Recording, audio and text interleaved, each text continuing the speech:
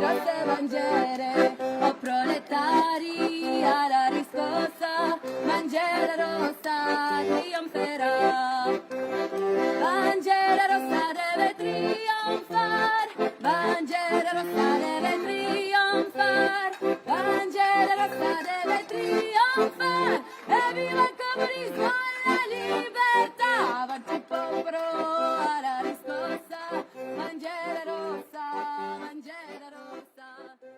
Our friends and comrades from Belarus, we know that there's an uprising which is just sweeping across frontiers, across continents around the world. Last week, we welcomed comrades right from the thick of the battle in Beirut in Lebanon, and this week we're really privileged to have these comrades here straight from Minsk in Belarus, literally from the front line, coming away from a massive demonstration today and having gone through the most agonizing kind of conflicts with a ruthless regime in that country. We have just like to introduce there's Elena, who is a professional translator, who is now based in Britain, who's done a tremendous job for us in putting us in touch with these really heroic figures right from the thick of the battle in Minsk. We have Alexei, who is a miner, who's been on strike, who will give the whole story of the miners' strike and an overview of the prolonged trade union struggles that have taken place in the mines and in the factories in Belarus from the 1980s right up to the present day. He'll speak for about half an hour, including translation time. Eliana will be translating for us. We have Victoria here, who is a member of a tourism organization in Belarus. She's been a participant in all the demonstrations up to now. Many of her colleagues were arrested and jailed, and she has a really crucial story to tell. She'll speak in English for about 15 minutes. We then have Christina, who's also participated in many protest demonstrations, and her particular angle is that she acted as a volunteer driver, helping prisoners as they were released from the Okrestina prison to get home late at night. So she heard firsthand or direct from those released prisoners their shocking stories, and she's going to give us the naked truth, as she calls it, from what's been going on there. Then we also have comrade from Paris, from France, Comrade Vincent, who will give us a background history of the events. He'll be speaking in French. Our comrade, who we all know, Ed, will be translating, and there'll be maybe half an hour, including translation time for him too. In the audience, I think we also have other visitors from Belarus. I'm not sure if she's here, but there is. We're expecting a possible Hannah from the eastern Ukraine. And of course, I'm very pleased to see here comrades from a number of countries, from France, from Germany, from Cyprus, from Ireland, and there's probably several other countries that I've missed too. So I won't waste any more time and just hand over straight over back to Finn. Thank you. I think, was our first speaker Elena, or was it Alexei? I'm not sure. Who was going to speak first? I think Alexei with Elena translating, is that right? Yeah. Correct. Okay. And so then, Alexei, you have 15 minutes and longer if you require, but I'll give you an indication just by hand signal when 15 minutes have expired. It's half an hour including translation. Half an hour including translation, sorry. Алексей, слово вам тогда. У вас есть 15 минут. Переводом будет, наверное, полчаса. И Финборн нам будет показывать, когда время подходит к концу. Давайте, включайте микрофон. Все сейчас слушают вас. Включите микрофон. Нажмите кнопочку Unmute, или как она у вас там называется. Вот эту вот кнопочку красненькую. Там, где микрофон перечеркнутый. Возьмите мышкой, на нее нажмите. У меня планшет. О, brilliant. Сейчас слышно. Отлично. Слово вам, а я вас буду переводить. Вы так. Что мне рассказывают? Что мне рассказываете? Просто историю или как? What would you like to hear? Would you like the background story?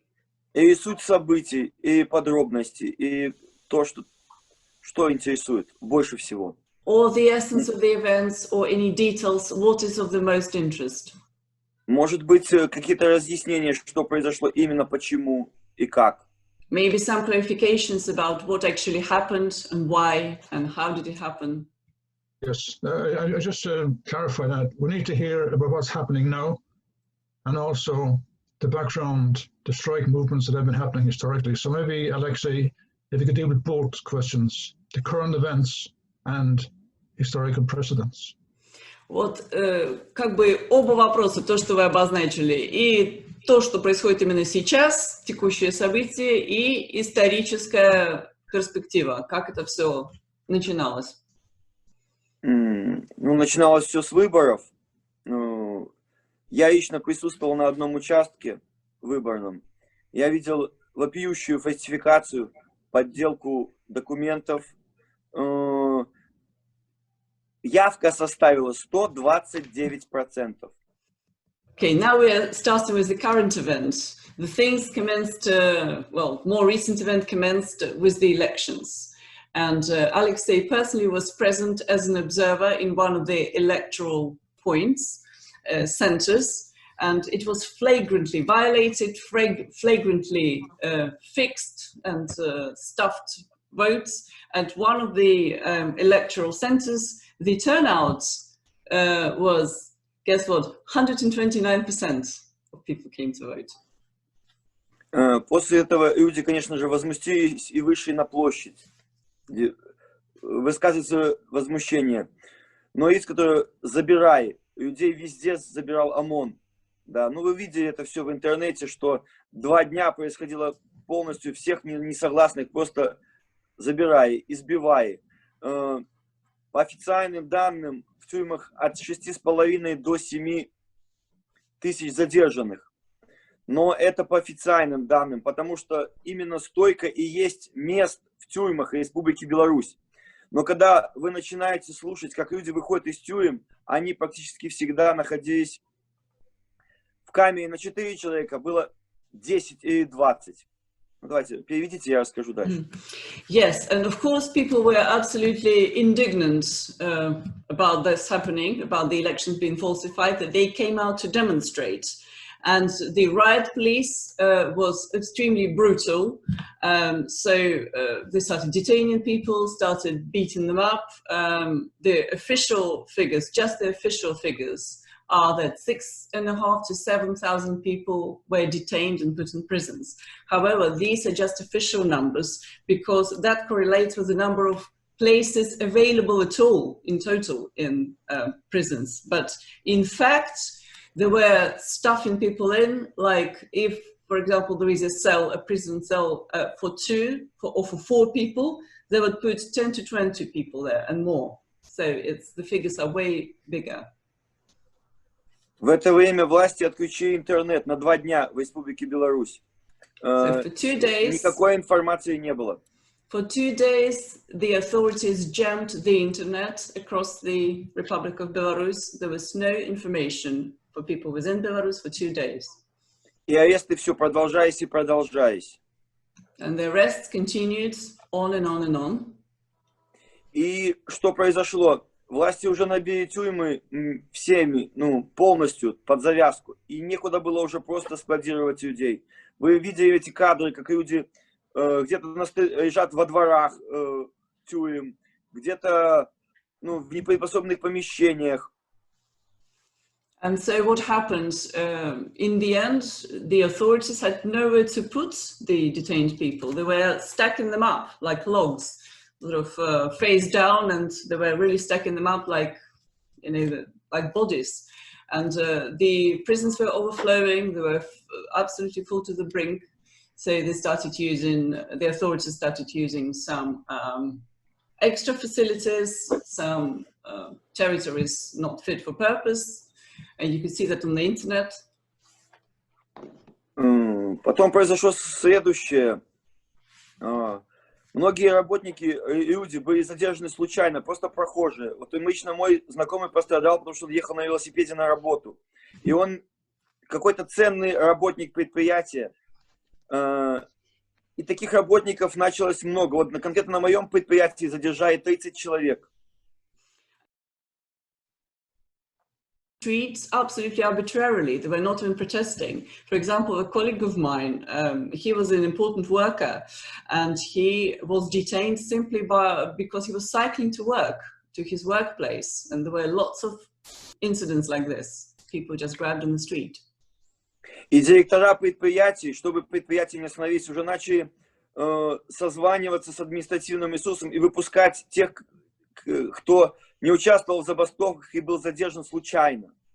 And then the directors of enterprises, of plants and factories, they started, well, they're seeing they're losing workers, and they started ringing the administrative apparatus people and saying, let out those that did not take part in the demonstrations, people who were arbitrarily detained, just picked off the street. And so they started releasing some people. И эти люди, которых выпустили, они вышли избитые, подавленные, запуганные. И получилось, что шило в мешке не утаишь, потому что людей-то уже кого-то выпустили. And those people that were released, you can see that they were beaten up, black and blue, they were depressed, they were intimidated, and basically people saw the truth. You could not hide it anymore, what was actually happening inside. А если продолжается, новых людей еще забирают и забирают. And the arrests were continuing, new people were picked off and detained. И Беларусь небольшая страна, здесь очень много, все как бы, очень много семей с большими количеством детей, то есть верующих, ну, скажите. И пошла народная молва. So Belarus is not a big country. Also, there are lots of people of religious families, people who are believers, who have big families, lots of kids. So the word of mouth started spreading, even then the internet was shut down. И опять же стала экономическая составляющая давить на власть, что за 2 дня отключения интернета перестали, нельзя было купить билеты на железную дорогу, автобусы, перестало оплачиваться по интернету, ну, все перестало оплачиваться, перестали оплачиваться счета, банковские услуги, телефоны, ну, то есть все завязано на интернет сейчас. But of course, in these days, everything is linked to the internet. So the authorities felt the financial pressure because one could not even buy a bus ticket or a train ticket via the internet, one could not pay utility bills via the internet or do any banking transactions. So everything is fixed. It turns around the internet. $179 миллионов было объявлено, что Беларусь потеряла за 2 дня отключения интернета. So it was announced that Belarus lost $179 million just for 2 days when the internet was shut down. Это только прямых убытков, косвенно не считаются. And this is direct losses only. We're not counting indirect losses. Так, после этого что произошло? Ну и люди вышли, и открылся интернет, и людей начали выпускать в тюрьму, и это весь интернет, все выплеснулось в YouTube, в каналы Телеграма, показывая тысячи избитых людей.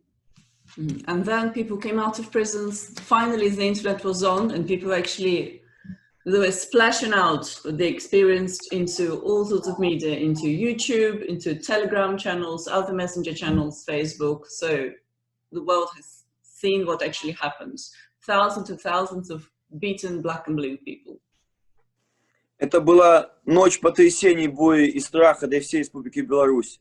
Я еще не спал полночи, я плакал над тем, что происходит. У меня у самого 20... That was a night of when everyone in Belarus was shaken, felt pain, felt fear and terror. I haven't slept half the night. I was crying, and I've got a young son. Да, про сына скажите. У меня 19-летний сын, и он мог быть там. Я его воспитывал честным, чтобы он был гражданином, не обманывал, не лгал, это самое, и никогда не бил. За 20, ему почти 19 лет, я его воспитал, ни разу не ударив. Его никто никогда ни разу не ударил. И как вот эти вот подонки, так издеваясь над людьми. I have a 19-year-old son, and he could have been there. I didn't know where he was. And the way he was brought up, he was never ever hit by anyone. And I taught him not to ever use violence, not to hit anyone. And it just doesn't bear imagining what could have happened and how those animals, those lowest of the low, were torturing people and insulting people. И на следующий день пришел из тюрьмы мой знакомый, который ехал на велосипеде. У меня есть видео, я не могу его вставить. Он весь синий, он побитый, да. То есть он ехал на велосипеде на работу.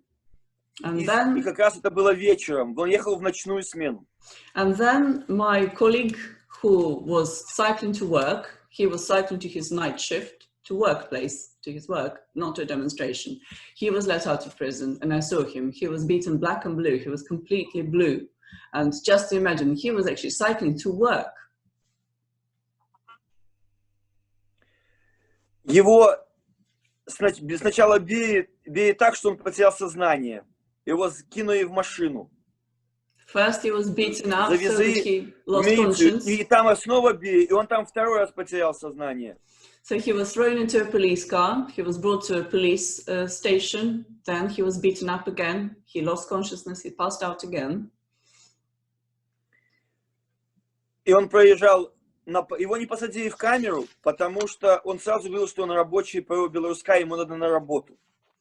He wasn't thrown into a cell because he was said that I'm Belaruskali worker. Belaruskali is a big potassium producer factory in Belarus. And he said, I have to go to work, let me out. Его запугали так, что он второй день заикается. He was intimidated to such an extent that he is stammering for the second day. He never stammered before. А его мать говорила, что он всю ночь сидел, как ребенок, зажавшись в угол и плакал. Он ничего не мог говорить. His mother said that he spent the night sitting in the corner in fetal position and cried. He couldn't say a word. Это рядом, это мой сосед. And that he lives next door. Ну и все. И народная была такая, что вышла на площадь в Солигорске 5000 человек. Сразу все вышли возмущаться. Милиция никого не было. Они забаррикадировались у себя в здании. Но здание очень сильно подготовлено, его штурмом не взять. А сколько, скажите, в Солигорске сколько человек вообще всего живет? Скажите им. 100 тысяч. So in Soligorsk, which is not a big town, is about 100,000. 5,000 workers immediately came out to the square to protest. And the militia, the police didn't come out. They were afraid. They actually barricaded in their police station. They didn't come out. Да. И на завтра было принято решение идти на забастовку. And tomorrow we all decided to go on strike. И забастовка началась на завтра. Но чтобы понять, как происходит забастовка на шахте, я должен вам рассказать структуру всего Белкаия. Это не одно производство. Это 6 раздробленных производств, разнесенных между собой на 30 километров. So, and then, so the next day, Belaruskali, the potassium producer, went to strike. But just to explain how the mining business works, how the strike works, Belaruskali consists of 6 separate enterprises, separated by about 30 kilometers between themselves. И это непрерывное производство. Люди работают 24 часа в сутки. 24/7. Да. И чтобы это обеспечить, сменность, у нас 5 смен. То есть, to ensure the continuous cycle, we have 5 shifts. So 2 days on, 2 days on, 2 days off for each worker. И то есть, если я поеду сейчас на производство, где работает 1700 человек, я могу застать только 300-500. Это самый максимум. Потому что остальные все на выходном. If I were to visit the plant now, I would see the plant would have 1,700 people working in total. I would see 300 to 500 people working there. The rest would be having their day off. That's how it works. А все производство 18 тысяч работников. And in total, we have 18,000 employees. Я могу точно и подробно рассказывать только там, где я был, на третьем рудоуправлении. Всего их 6. I can explain in great detail only at the place of my actual work, which is the 3rd mining unit. В 8 утра было рабочее собрание, на котором присутствовало сначала 350, а потом подъехало 700 человек. Многие приезжают с выходного дня. So at 8 a.m. we had the meeting of the workers where 350 people were present at the start, and then another 700 arrived. Many stopped their leave and came back from their holiday. После этого люди остановили производство, но именно, как понять, это производство, опять же, очень длинное, растянутое. Есть непосредственно те, кто в забое рубят руду. Потом люди, ответственные за конвейера. Потом люди, ответственные за подачу электричества. Люди, ответственные за спуск, подъем руды наверх. So the cycle is a very long, continuous cycle, and the way it stopped. So someone would be right there in the mine, dealing with the ore, then people dealing with the conveyor, people dealing with electricity supply, people dealing with hauling the ore up or bringing things down. Потом еще есть дробление руды, фабрика руды, сушка руды и погрузка руды. Then we've got the small fraction of the ore, the plant dealing with the ore, the drying operation, the loading, etc. So lots of components in the process. Да. И чтобы остановить это все длинное производство без ущерба оборудования, оборудование многомиллионное. And to stop the cycle safely without damaging the equipment, which costs many million. Если остановить это просто выключив электричество, то это оборудование будет уничтожено. If you just press the shutdown button, the equipment will be destroyed. You cannot do that. 15-минутное отключение электричества. Я конкретно отвечаю за электричество. Я электрослесарь 5-го разряда 6000 вольт. I am responsible for the electricity supply. I'm an electrician of the 5th grade, and 6,000 volts are under my command.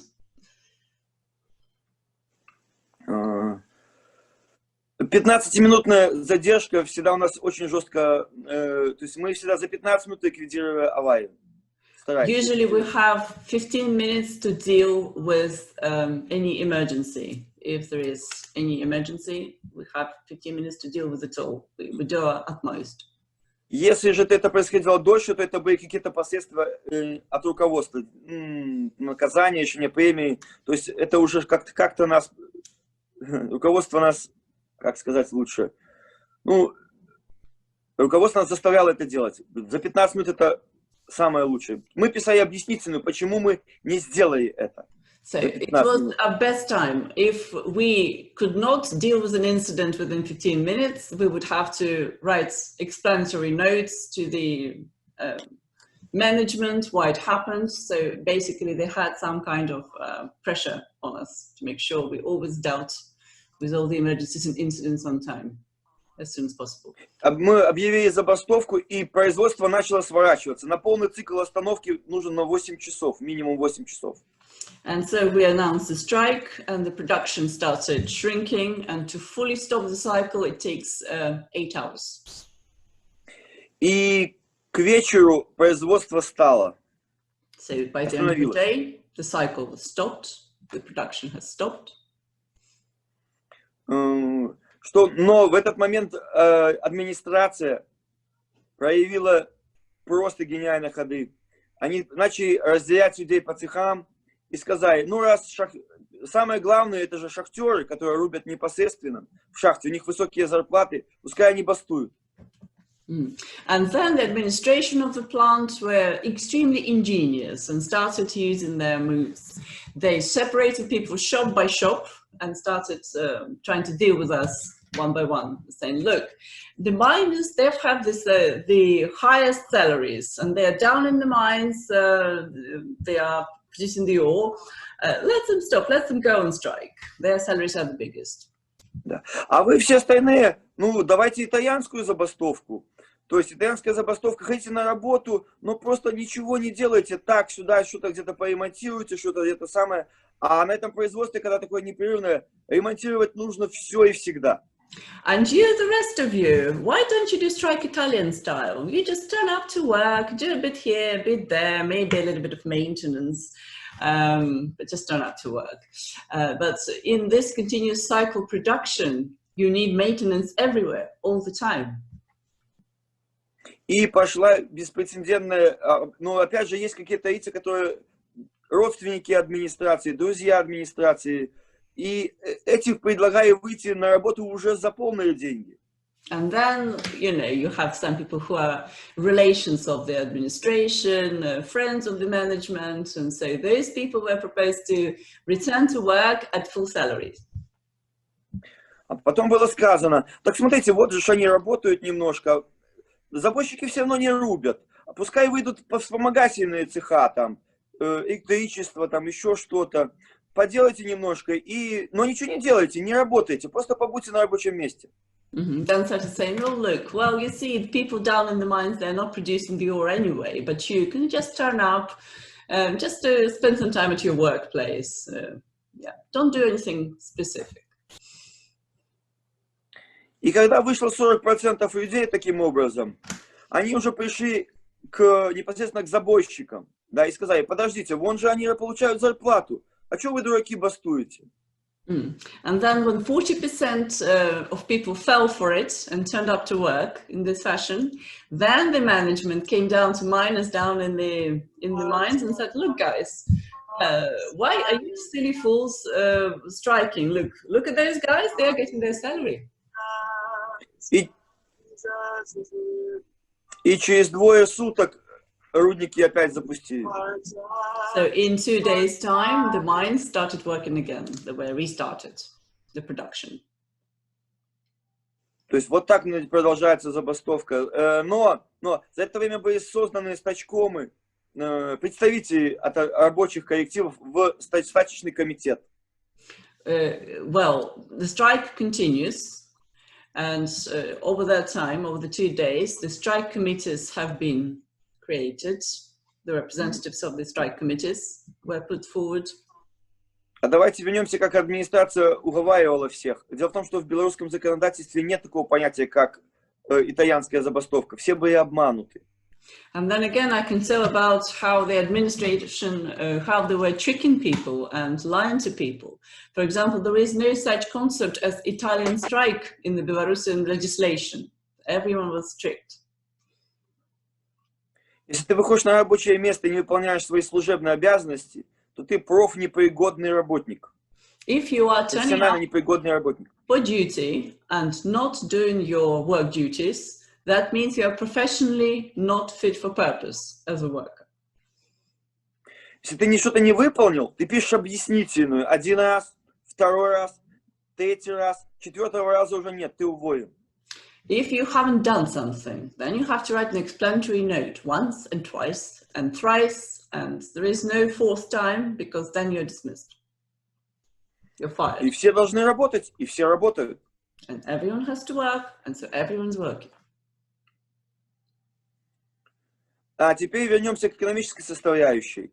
Последние 10 лет шахтеры получали высокую зарплату. And now back to the financial component. For the last 10 years, miners were receiving relatively high salaries. Выше средней по стране в 2-3 раза. It was 2 or 3 times higher than the nationwide average. И они стали брать квартиры в кредит, машины в кредит. Хватит пока. Давайте. So they were taking out mortgages, they were trying to take loans to buy cars, etc. Закредитованность белорусская, если брать в количественном составе, 99%. So 99% of people working at Belaruskali are dependent on loans. У каждого работника Белкая есть кредит. У меня тоже. Each of us, including myself, has a loan or loans.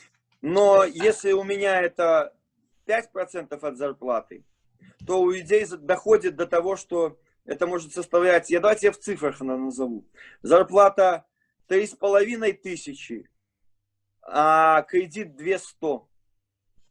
And just to throw some figures at you, say, in my case, luckily the loan is 5% of my salary. With other people, I will give you some figures. If, say, their salary is 3,500, 1000 в белорусских рублях сейчас оперируете или в чем? Долларах? Да, можно так, да.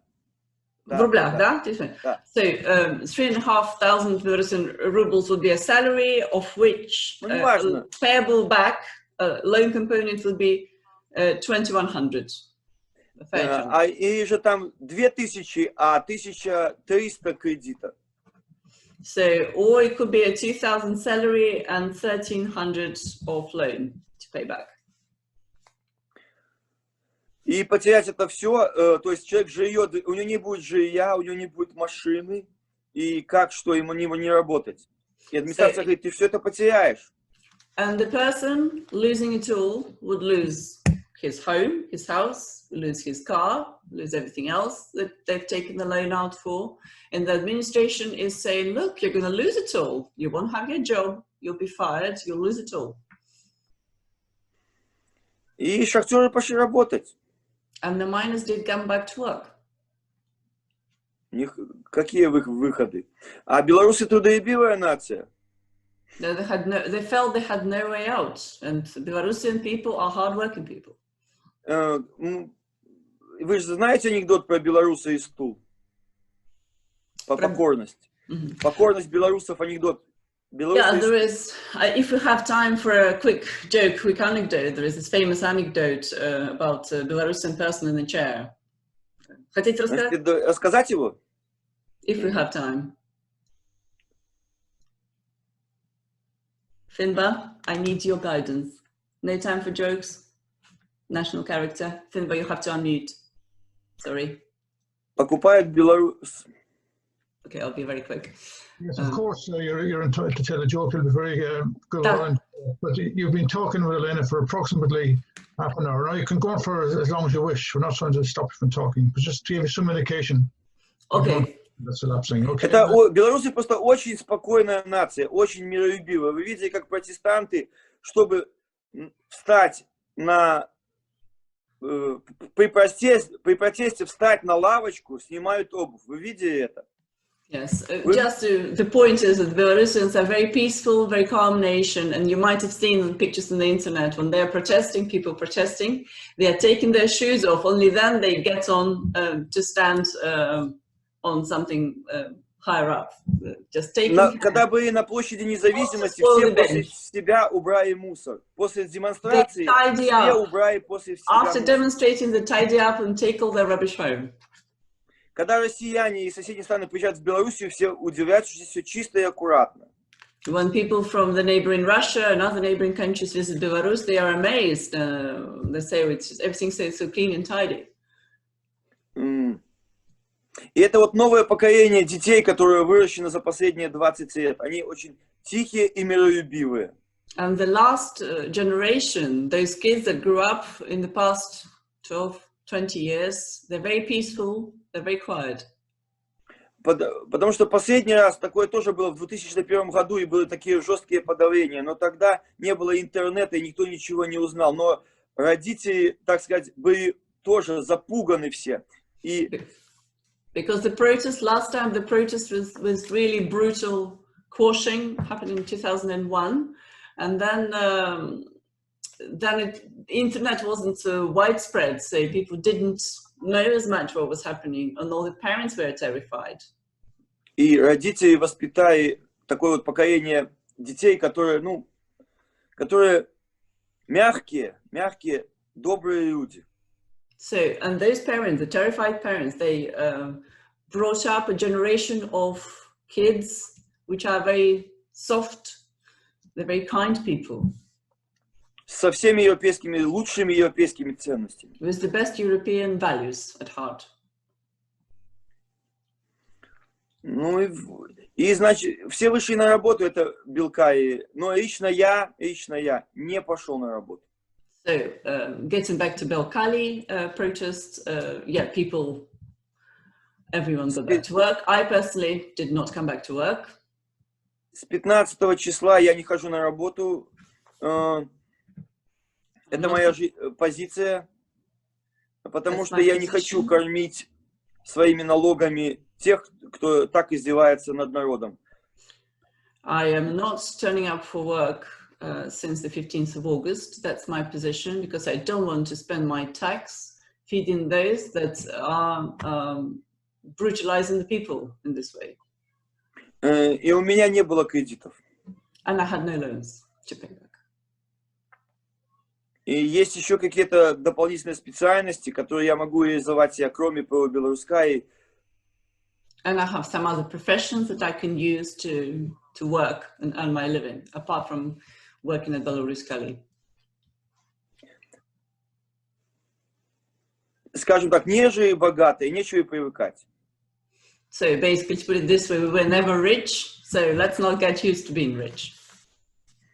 Но те, кто меня поддерживает в бригаде, сказали, что скинутся мне на продукты.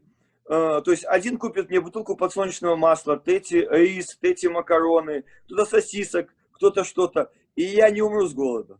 But people in my group, in my team, they said, look, we're going to chip in and buy you some foodstuffs. Someone will buy me sausages, some will buy some sunflower oil, some will buy some rice, some will get some milk, so I won't go hungry. I won't die of hunger. Им всем очень стыдно смотреть мне в лицо, что они поступили так подло перед своими детьми, перед всем, но у них нет выхода. They are embarrassed and ashamed to look people in the eye because the way they acted, they let down their children, they let down the people, but they felt they had no way out but to come back to work. Их финансово приперли к стенке. Financially, they were up against the wall. И еще это, скажем так, это все было еще очень красиво сделано. And it was done very nicely, of course. Может, задавайте вопросы какие-нибудь, ответить. Yeah, Alexei is happy to answer any questions, or shall we do questions for later? Подробности, может, какие нужны, Maybe some нюансы. details, nuance. Yeah, I would say in terms of the way the meeting functions, first of all, I want to thank Alexei for this very informative contribution. And you've also illustrated the sacrifices that workers are prepared to make, like yourself, in order to achieve a clear political goal such as you set yourselves. So yourself and Elena have spoken very well. And there'll be a lot of questions, but probably the best format is for the other speakers to come in succession and then take a few questions together. So thank you also for keeping to your time. You said you speak for half an hour and you've spoken for 15 minutes with translation, and you've kept more or less within that. Now, we'll continue on. I think, but Elena, were you to be the next speaker? I'm not sure. Who was to be our next speaker? Yeah, just a second. I will quickly interpret for Alexei and introduce the next speaker. Алексей, большое спасибо. Да, и причем уложились в график. Замечательно, включая перевод. Тогда мы сейчас решим, кто будет следующий у нас, кого мы представим. Кристину или Вику, или кто еще у нас готов. Вы решите между собой. Я тогда вас представлю. А Алексей, еще раз большое спасибо. Опять слова поддержки от вас всех. Большое спасибо. Еще будут вопросы в конце, когда мы все по очереди выступим. Сейчас девушки выступят, а потом будут вопросы. Может быть, со мной из Бельгии связываются. Я сейчас пока отойду несколько секунд. Okay, Alexei, thanks everyone, and he will just leave for a few seconds, if he may. Thank you, Alexei. So I'm sure there's going to be lots of questions. Вопросов будет много, он уверен, так что я с вами свяжусь. Okay, the next participants, okay, Vika or Christina, who would like? Victoria would like to go first, and then Christina. Please, Victoria. She speaks Okay, excellent English. You're very welcome. We'll value the contribution that you make. You have around 15 minutes to speak. I believe you speak English very well. So you won't need the additional translation. If you do, just tell us. Вика, включите микрофон. Oh, yeah. Can you hear me right now? Oh, yes, that's very good. Yeah, yes. So I have 15 minutes, yes? I apologize in advance for my English. I'm not a native speaker, so if something will not be clean for you, please feel free to ask me some questions. So I will start from myself, from introducing myself. I'm Victoria. I'm a tourist guide. I'm 29 and I work with foreign tourists all over the world in Belarus. I also a member of a touristic organization, the Association of Touristic Guides and Interpreters and so on. So let's start from election day. It was kind of holiday for us because it was the first time when Belarusian people came to elections for vote, almost all population. It means that previous elections we cancelled for ourselves. I vote with my mother and my sister. My mother is she is a kind of a worker in military sphere, and she was very nervous to go and to have a wristband. You know, this is a symbol of free election. So we used to wear this kind of wristbands, white. It could be different material, and my mother, she was really afraid to do it because if somebody will see her with this wristband, it could be not very good for her work. So maybe some punishment or something like that. And every person which I saw, not every, but a lot of them have these wristbands, and we also have a special kind of how to prepare paper. So we make mark for the candidate and then put the paper in a special way. So you can see how many papers are on in this box, and you can understand for how many of them are for Svetlana Tikhanovskaya. And I saw that in our box there were a lot of people who put this paper in a special way, in a thin line, and almost all people vote for Svetlana Tikhanovskaya, as I saw at the moment, at that half an hour that I was on vote point or vote office. So what I've noticed, I noticed that as people, all of them were happy. It was some kind of holiday for us, and a lot of people came. Of course, in the evening, a lot of people are waiting near these election points for the results, for the report. But not all these results we could see, because some of these election officers, they just run away and even don't make us look at these results. So the commission ran away, a lot of police came, and you know what happened? Internet connection fell down. It was a shutdown for, Alexei said, for 2 days, but I think for 3 days. It was really hard to connect with the whole world. So as a happy, I don't know how to say. So I had internet for these 3 days, and what did I write message, SMS for all my friends which have been in a dangerous point. So when the people came to demonstrations, they have no internet, so they don't know where the police came, or should they run, or what should they do. So I wrote a lot of SMS for them because I had internet. I don't know why, but I had. And then if they give me some information what's going on the streets, so I send this information to independent media. After that, also Alexei said that there were a lot of detained people, more than 7,000, I think it's official number, but we don't know the the real number, and even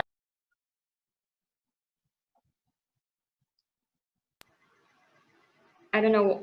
Can you hear me? No, yeah. It's okay. So about detained people, I don't want to tell you all this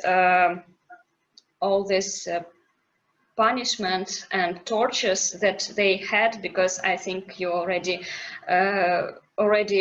read the newspapers and magazines and you know what's going on.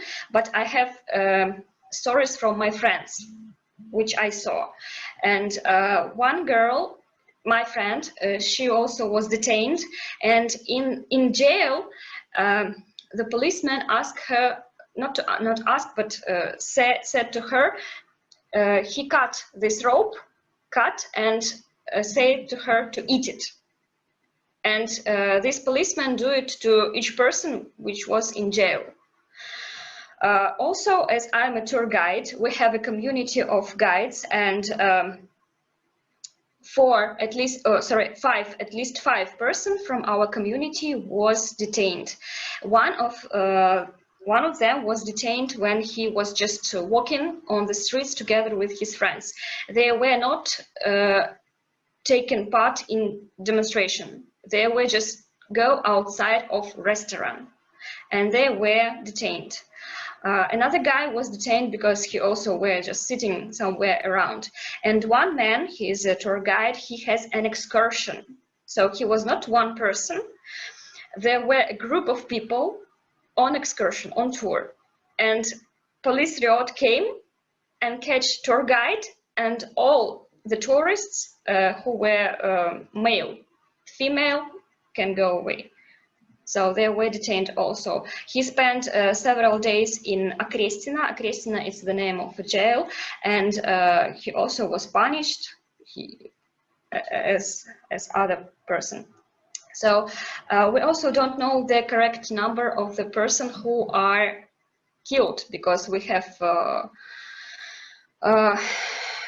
died people in these demonstrations. I need to say that all the demonstrations was peaceful. Our official media say that demonstrants used some weapon or something like that, but all the demonstrations were peaceful. And during this peaceful demonstration, our military soldiers and police riot used weapon to the peaceful people. So we have at least 4 bodies, and some of them we don't know the reason of the death. Some people say that, not some people, but the government say that it's just an accident. So they haven't do anything. Our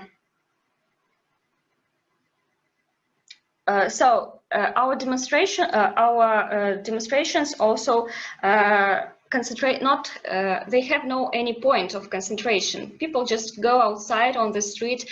We have no any coordinator, and as well as we have no any plan. We just go outside on the street and try to do something. And people, they try to help each other. It's something like body helping or mutual supporting, something like that. They try to share some things, water, some food. They bring flowers to ladies. About the ladies, it was a movement, a special movement on the 3rd day when a lot of people were injured, a lot of people were detained to the jail.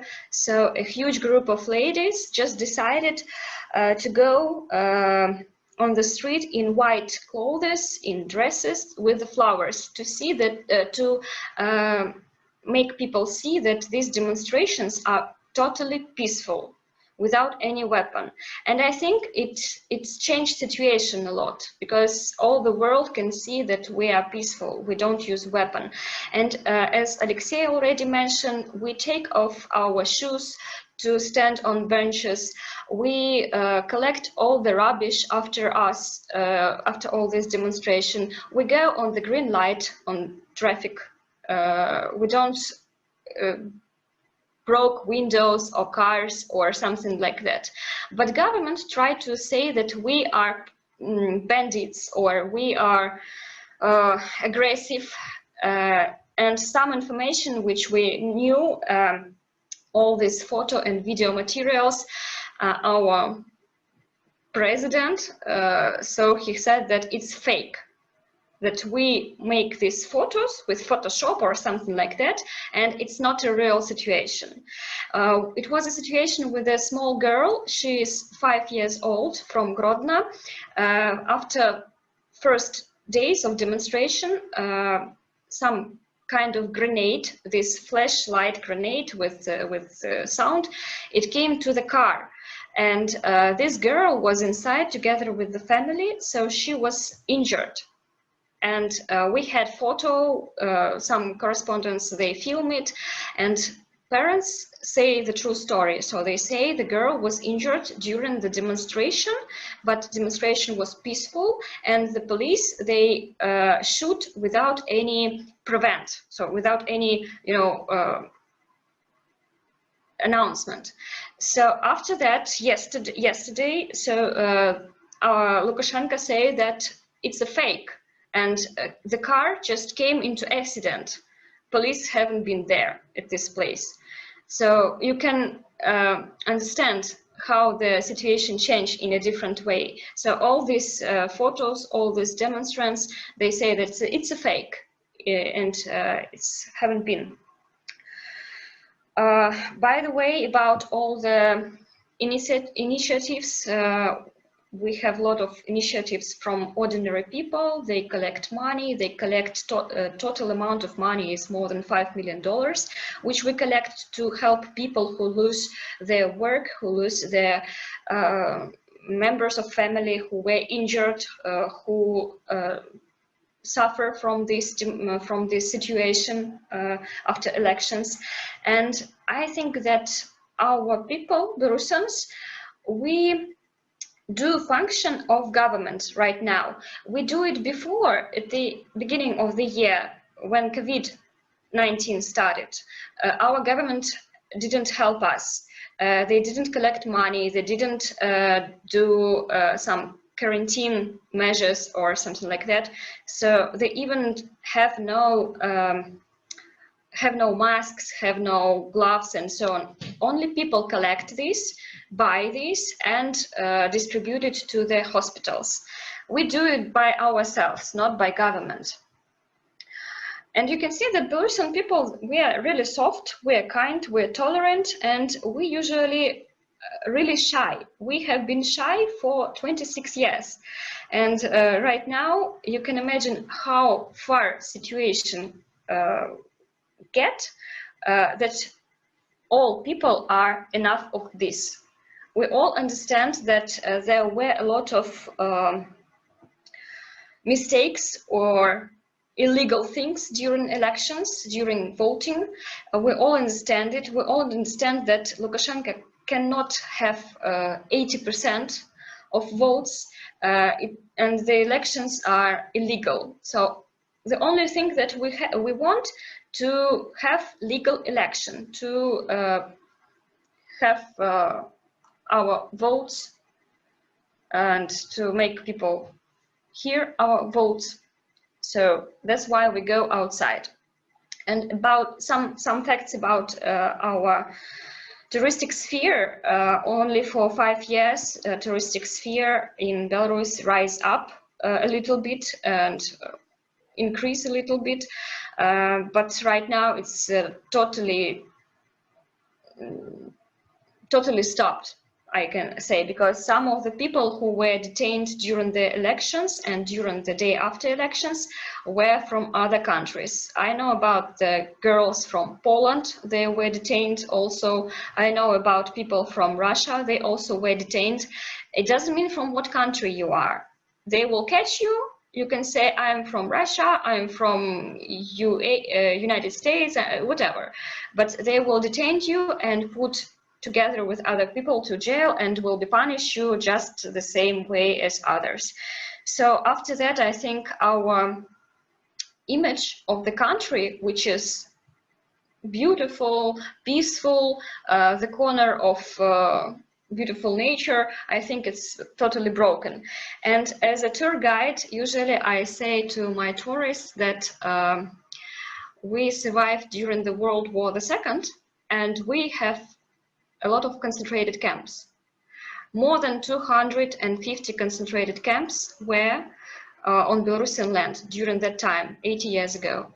But right now, I think during the tours, during the excursions, I will also, should I speak about the thing that happens right now in Belarus?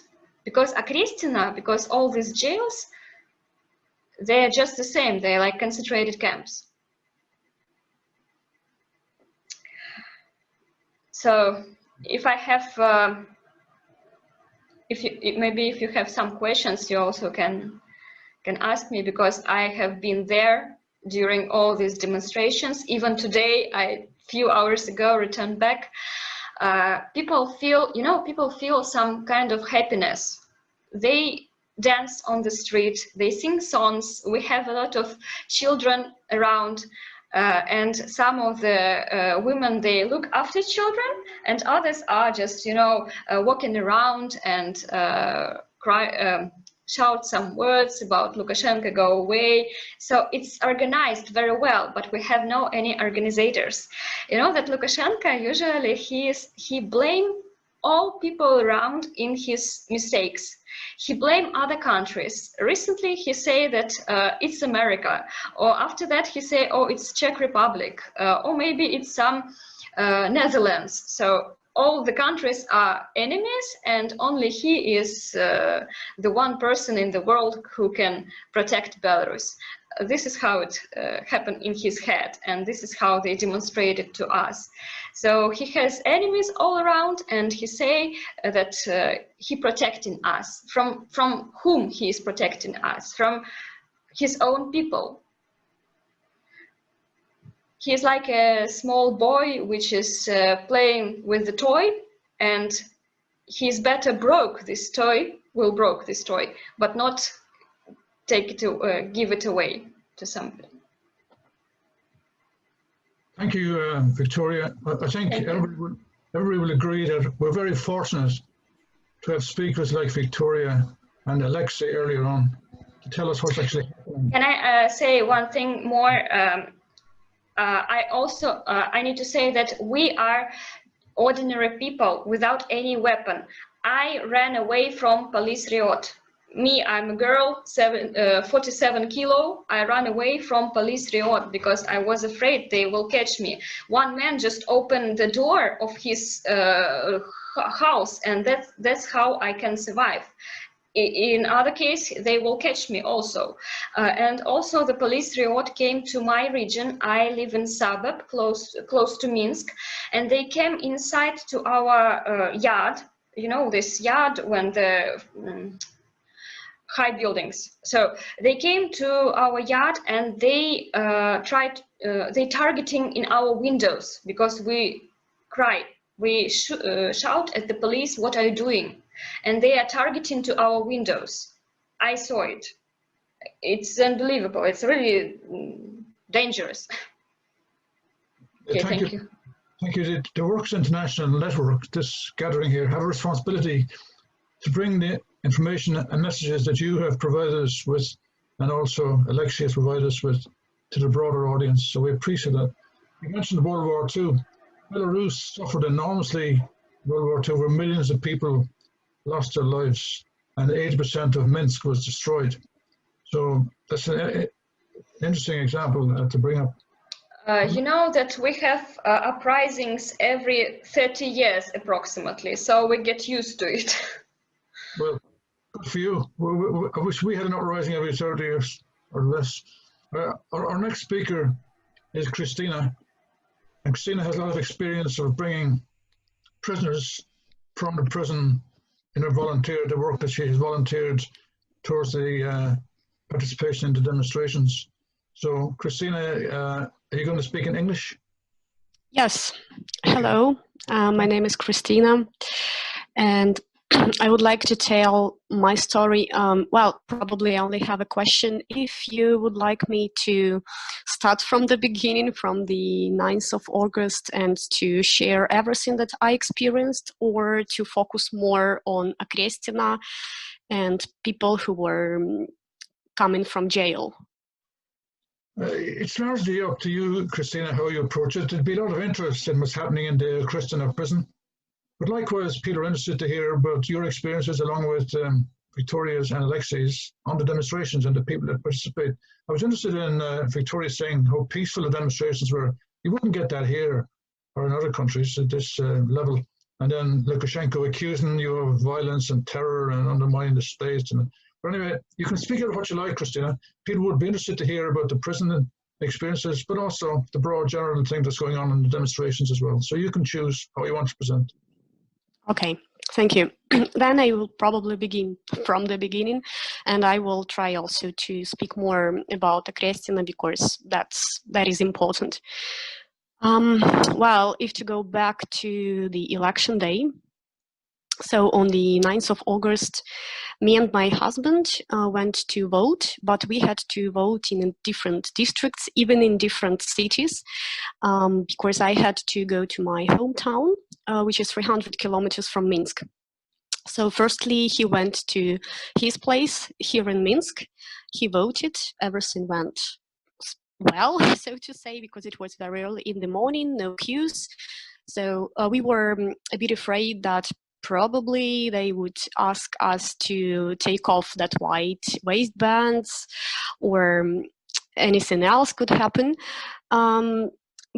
Actually, also people were taking photos of their votes. That was important because we had the kind of alternative system how to count votes, because nobody actually believes in the one that is presented in the government. So our programmers created the online system, which is called Golos, where all people who voted could select for which person they voted and also download the photo, so to prove it.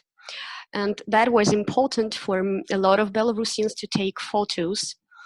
So, and also there were some, gossips that probably they would, at the places, they would ask people not to take photos. They will prevent it somehow, but no, it was actually okay. So my husband did it. Then the car, we drove to my hometown where I could vote. And also everything in that sense went well. I also voted, I took the photo. Well, it was okay. And actually we managed to download the photo of my husband because it happened in the morning, but then internet was turned off and we were not able to download mine. We decided to go back to Minsk to return. My parents were asking us to stay in Gomel because they were a bit afraid what could happen in Minsk, but still we decided to go back. And we came back. Again, there were a lot of gossips. People were saying that probably Minsk could be closed by policemen and we won't return back, but we did. And while I think nobody realized, nobody was thinking that already the same day there would be protests because, some people, they were staying in huge queues to vote because really a lot of people came. Even they allowed to vote after 8 o'clock in the evening. That is the official time when they closed, like all the places where people could vote. But they allowed to vote even afterwards. And then people were waiting for the official document with the results. And at many places, those committees who were counting votes, they were afraid to put the document because, there were a lot of people who were waiting outside the results, and the results were cheated. And it means that if they were putting the document, and actually according to our law, they had to do that, people could see that they were false votes, because sometimes it even happened, they were putting the document, there was the number of votes for Tikhanovskaya, who was the lady who most Belarusians voted for. So, for example, the official number was like 100, and people who were staying and waiting for the result at their place, they were more. Just at the moment waiting, they were more. They were counted themselves, and they were more. And of course, people went angry, so they went. They tried to, you know, somehow to ask for that documents. At some places, they were not showing them, and police started coming. Some people were detained at that places. They were just waiting the results. Others went to the city center and they were detained there. And exactly the first day, police used weapon, and well, a lot of people were detained exactly the first day. We didn't participate because we were going from one place to another, and we came back only in the evening. The next day, again, people learned somehow what happened. Sometimes the internet was working a little bit, you could hear something, people were speaking on phone, and a lot of people just went again protesting. Me and my husband, we took a car and we decided not leaving the car to see what is going on in the city. So we were driving, and there were, you know, a lot of people who were clapping, who were greeting each other, who were showing that white waistbands, just to see. So many people were against cheating the election. So many people were for Tikhanovskaya, and so on and so forth. And finally, we got stuck in the traffic jam of cars. Firstly, we couldn't understand why. Probably just a lot of cars came as we did. But then we understood that something was going on just in front of us, maybe 1 kilometer or even less. And my dad called me. He had the possibility to view news. And he said me, I asked what is going on in our city. So he said, okay, at one place, policemen already are shooting. And there is another place where people are gathering, 5,000 people near the shop called Riga. And I said, no, it can't be like that, because right now we are near the shop Riga. Just almost, it's in front of us, but well, probably you are wrong. He said, okay, that is what is written on the news. And then my husband told me, I will go there exactly to the place where the shop is and I will take a look. He went, and then I decided also to go out of the car. So I went out, and just in front, 1 kilometer or so, I saw explosions. So they started throwing grenades, and that was true that there were 5,000 people there. They were actually, well, firstly, it was the peaceful meeting, as peaceful processes everywhere, but policemen started shooting, started throwing grenades, and well, it was not peaceful anymore. My husband came back, and we just took the car and we drove away because, well, it became really dangerous. The next day, people decided to went on demonstrations, not at 2 or 3 places as it was the previous days, but they decided to go on demonstrations in the places where they live.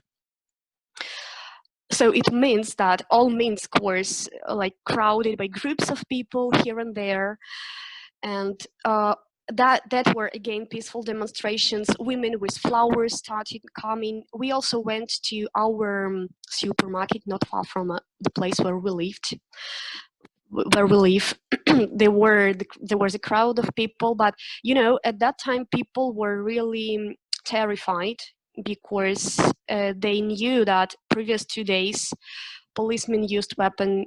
A lot of people were detained, and there were not so many people there.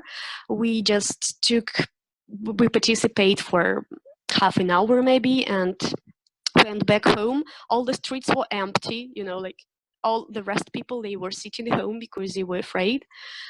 And later I was reading on Telegram that just near my house, policemen came. They were detaining people. They were running to houses even, and they were taking people, even those who were not participating, who just went to shop or somewhere else.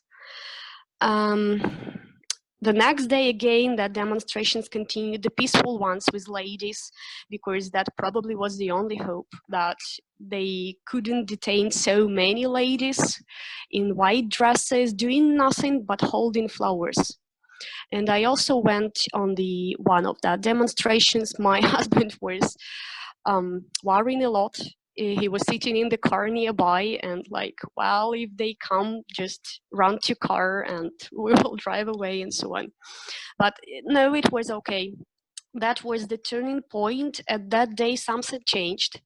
Probably, I don't know, authorities decided to stop that cruelty for some reason.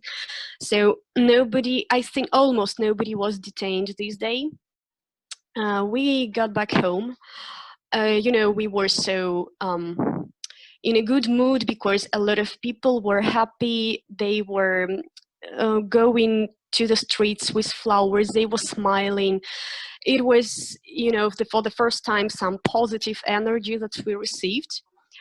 And when we came home, it was already about 11 p.m. I suddenly saw on Instagram, actually internet came back, and I suddenly saw on Instagram that they need volunteer drivers to Akrestina jail because that night a lot of people would be released. So I said to my husband, if we can participate, he said, yes, sure. So we took food that we had at our fridge, some yogurts, some sandwiches, water, tea, and we drove there. When we arrived, it was about midnight. We came there and, it was completely different atmosphere. There were about 1,000 people staying there. That were relatives of those who were detained, friends, and also volunteers as us who came to help. So all in all, more than 1,000 people, and it was, complete silence. Because volunteers who were there for the big period of time, starting from the 9th of August, they were saying that if we start shouting something, if we behave loudly, they start beating people inside in the jail.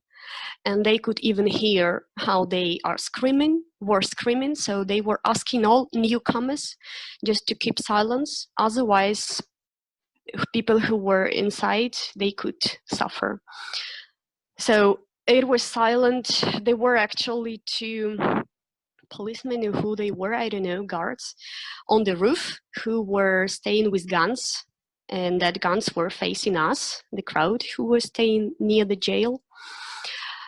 And there were so many people that actually the main volunteers said that those who were not ready to help the whole night, they could go home, because at the moment nobody was released and they didn't need so many people. So only those who wanted to participate the whole night could stay. And we decided to stay. Then probably in half an hour, they started to release people. The first ones who came out, they looked okay. They even were interviewed and they said that they were not beaten. Probably that were the ones who were detained the last, and maybe even they were released the first for that purpose, to tell the media that everything was fine inside. But later people started coming more and more and more. And finally, actually, we helped 5 men to get home. The first one whom we helped, well, that was the most terrible story probably. He was telling so cruel things that I couldn't imagine to hear. When we were going there, I was ready to people that they were beaten, that they were terrified and all that stuff. But I couldn't imagine that they were tortured. So the guy who was the first, he was telling us that they were beaten all the time. Inside the cell, there were like up to 40 people or so. In the cell that was for 4 people. And they were beaten and beaten.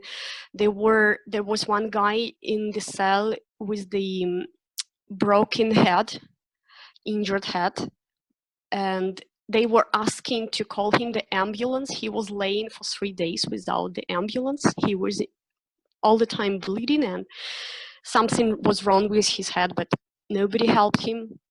There were several people with broken arms and legs. Again, they were just laying without any medical help. They were taken also to the yard where they were beaten again. They were asked all the time, who paid you to go to demonstrations? They were forced to say that they love police and love the president and everything. And they were forced also to run. And he was telling us that there was one girl with a broken leg, and they forced her to run. She couldn't run, she was falling down, and they were beating her because she couldn't run. And he said that he saw people who were going crazy because of all that. And they were trying to dig the concrete floor because they were thinking that it was possible to find the way out. Also, he was the person who told us that there was one guy dead in their cell who was taken out, and one more guy dead in the yard. So he saw 2 people dead who were taken away. And well, even today, you know, it's so difficult to speak about it. It's so difficult to even imagine how that people could survive. When we took that guy, the first one, when we took him home, he actually had his family waiting for him, his wife and 2 kids, 2 daughters. And I was asking him all the time in the car, maybe you would eat something, we have food, we have water for you, please take something. And he was refusing all the time. And then at the end I said to him, well, could you please take something with you just to your home? And he asked me, could I please take these 2 yogurts? My kids love them so much. So, you know, probably I think that even he survived and he stayed in his mind because he was thinking about his family.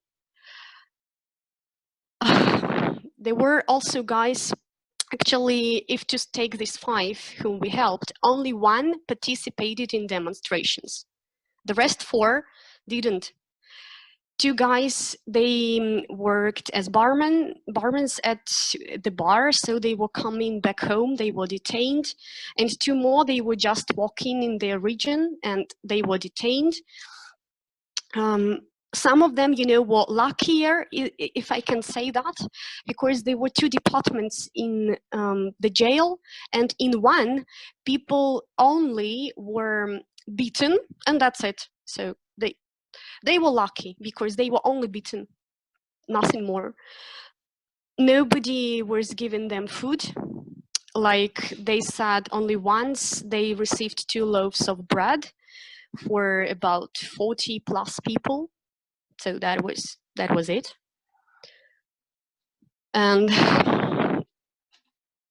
well, the 3rd guy, he actually has a disease. I'm not sure how it is in English, epilepsy or something like this. When you have the kind of, right? Mm-hmm. Epilepsy, thank you. So when you have the sudden strike, right, and you need the medical assistance. So he had 2 strikes during his time in the jail. Nobody helped him. I mean, the people who were with him, of course, they tried to help him, but nobody called him the ambulance. He said that they forced him to stay on his knees on the concrete floor and to crawl, and that was for several hours. So all his knees were bleeding, and even like at the moment he couldn't like feel them, and they were beaten and beaten and beaten. So the last one, actually it happened already at 7 o'clock in the morning. The last one came out when they said that nobody would be released anymore, but 2 more people came out after that, and we were the last volunteers who stayed, I think. So we took the last guy home. Well, he was strong enough to survive and to stay in mind. He was even, so to say, positive, but he was also saying that he was trying to organize the kind of group to run away. And the policemen who were inside heard that. They took him out and they were beating him several hours, and he was keeping silence, like he didn't want to show that they did something to him. And probably, I don't know, the most awful picture that I saw, that was the second guy who went together with the last whom we drove home.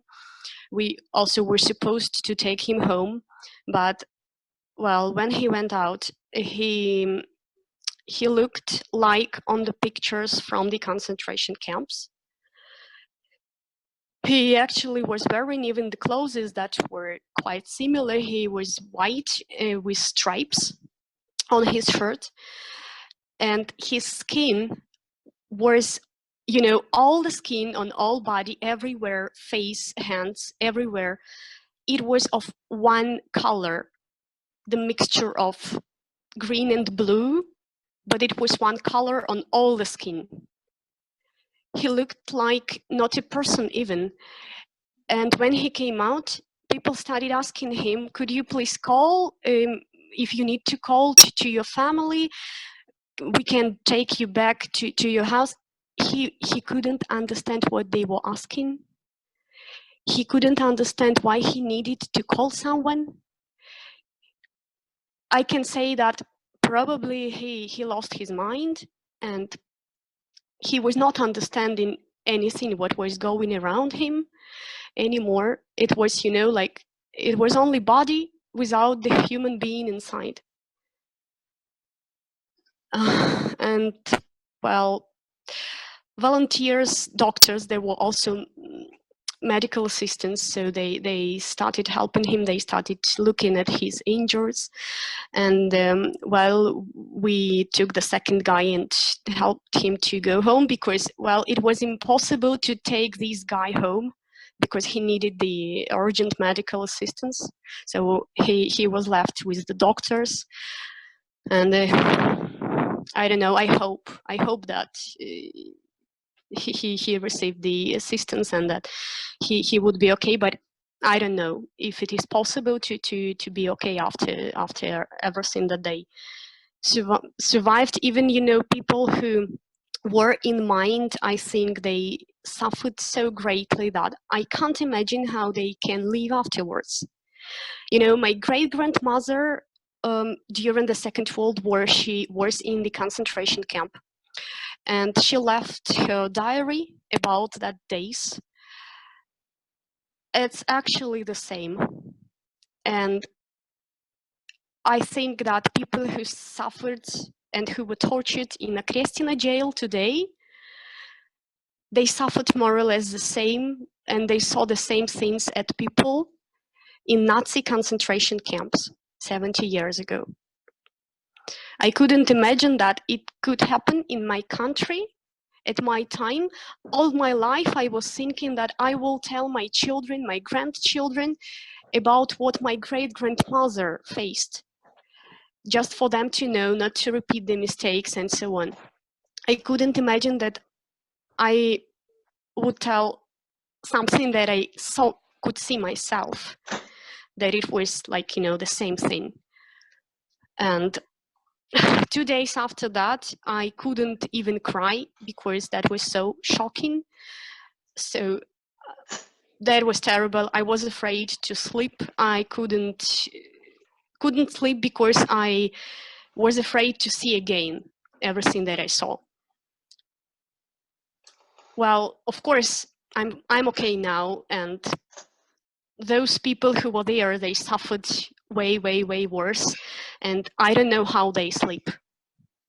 That's we know we actually have a lot of volunteer initiatives which help them, which give them any kind of help they need, the medical help, private medical centers, they provide that for free, of course. They can ask for money to pay actually they even are receiving the checks to pay money for food and for some kind of things that they received in the jail. Like they have to pay something to the state. For the state was taking care of them. So 3-4 days in the jail, so they have to pay something, the kind of, I don't know. Actually, thanks people, they collected money and people are paying that stupid fines and stupid checks, bills. So of course, Belarusians, they are, you know, they are so great. They did so many things. I'm really so proud actually to be the part of my nation. All the time we were, you know, saying that, well, we are so closed, reserved, we are afraid to participate in demonstrations because we remember the Second World War. We don't need any kind of military actions. So all the time people, you know, they were so patient. And we even had a joke that if to hang a Belarusian, he will be hanging, and then he will get used to it. And that was true. That was about us, because we were patient at, you know, at all points. But what happened there, especially what happened in Krestina, that was completely the line that crossed everything.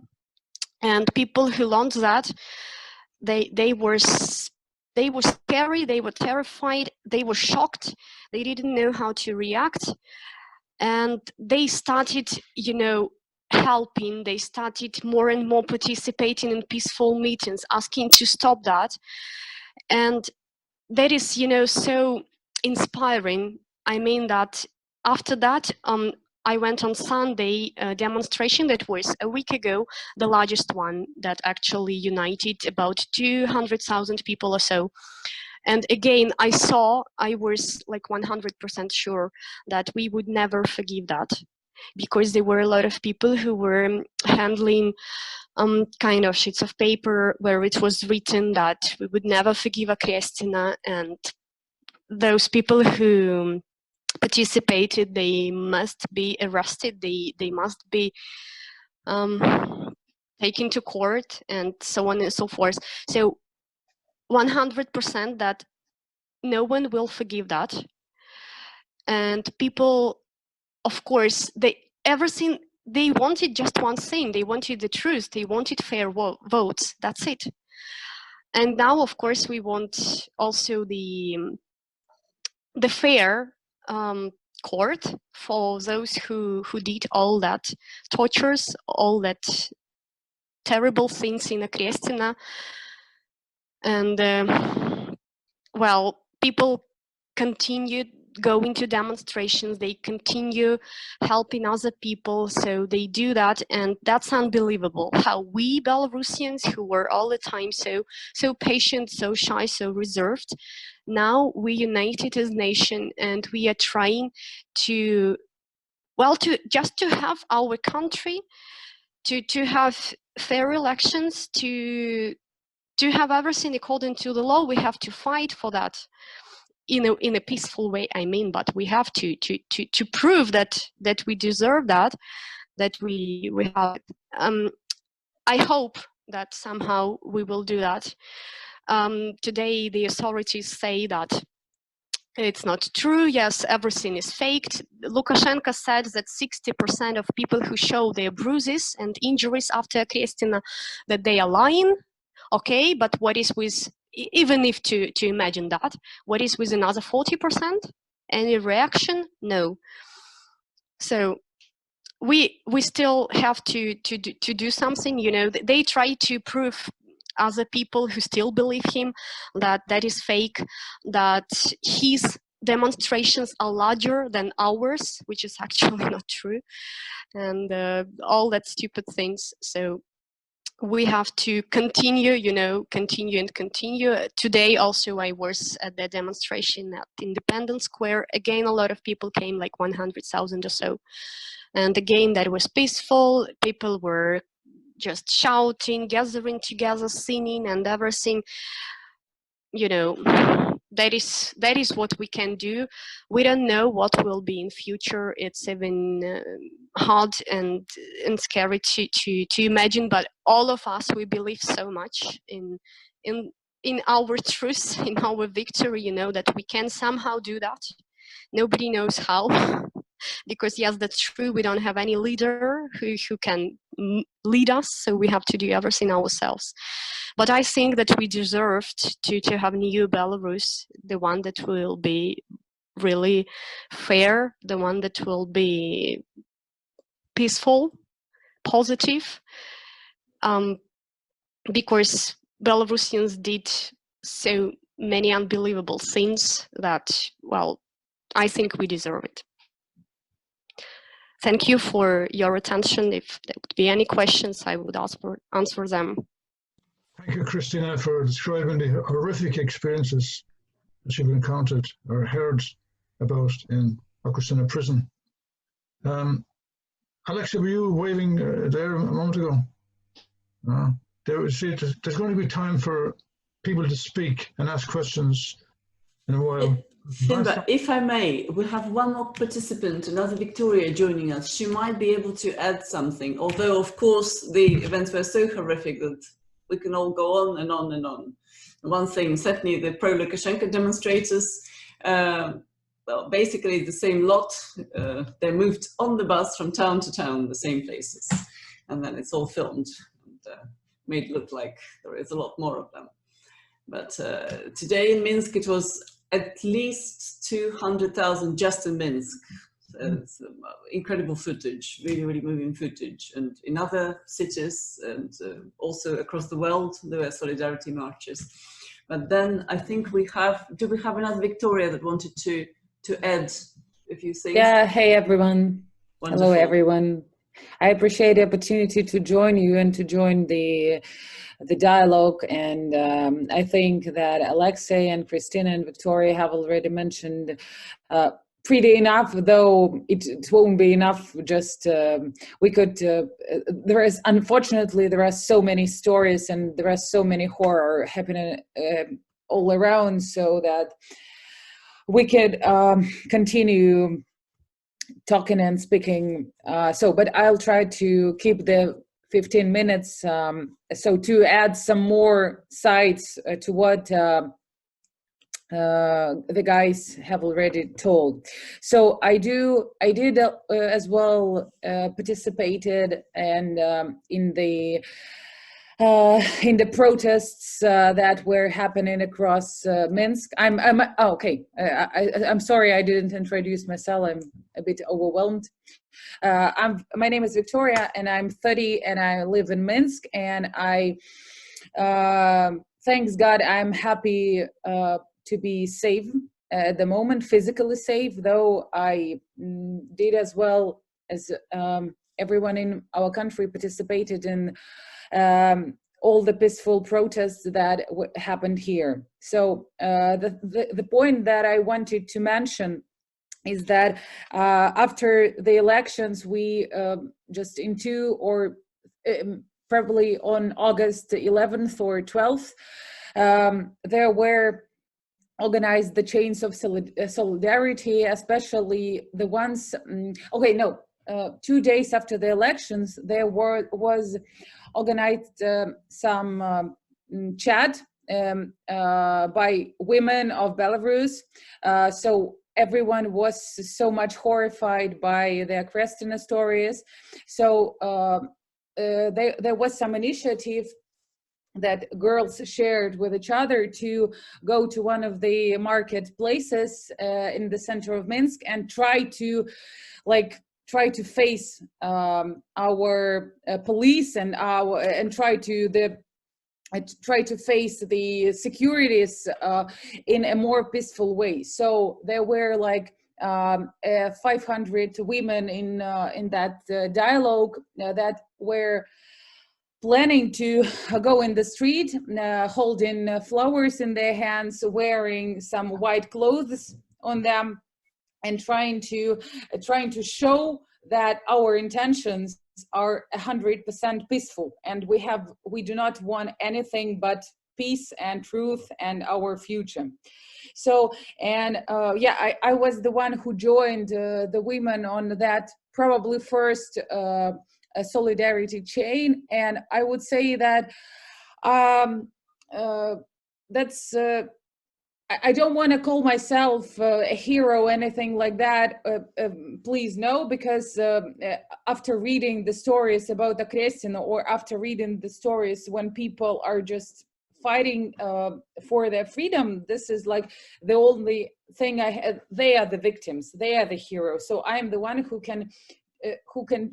is trying to do at least anything to contribute and to help. So the thing that so I was going in the streets, I was trying to participate in the protest, and that day I decided, even though all my family and my husband was against, I decided to join the women there and try to do some more. So after that, some sources and some media say that after those chains of solidarity, or those women's initiatives were one that somehow changed the way and puzzled our authorities, because they didn't know what to do with that. So, and I actually saw the moment when we were standing with the girls, everyone was afraid, and there were girls that were crying, and we saw the cars of police that were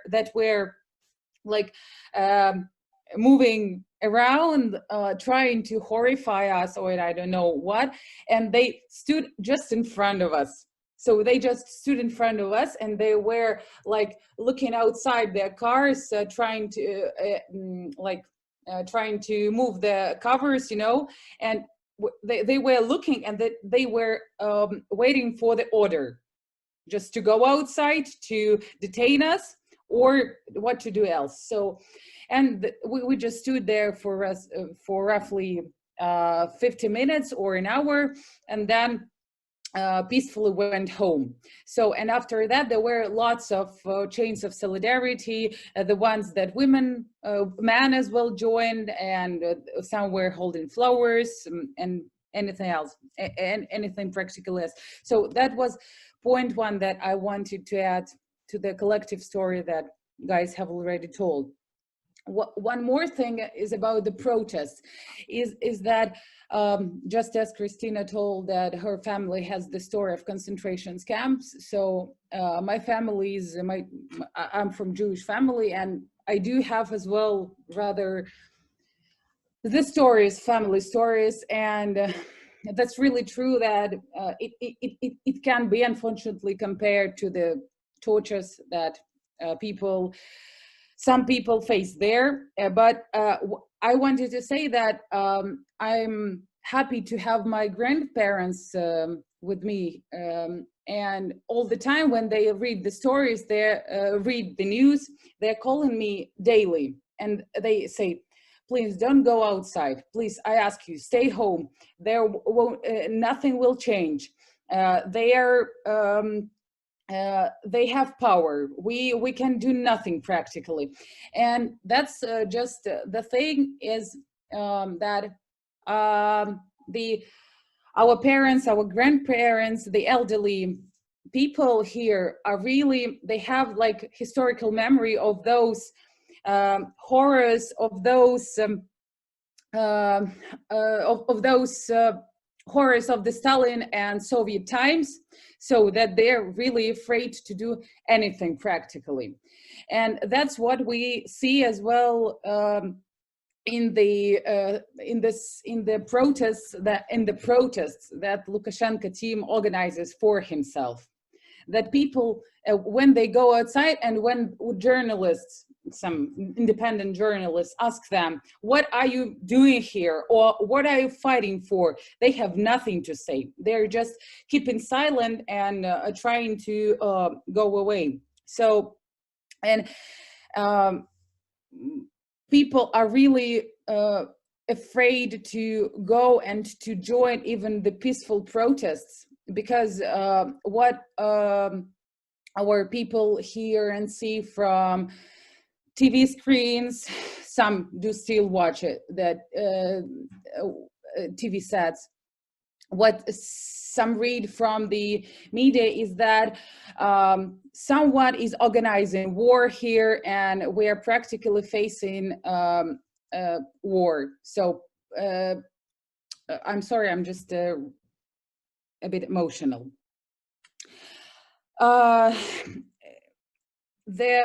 One more fact that I wanted to point out is about the false that is happening right now, is that we are facing the real informational war, because everything that is happening in the country is being denied or is being turned upside down. Because even just as guys have told, I as well joined the protest right here today. There was like 200,000 people like in Minsk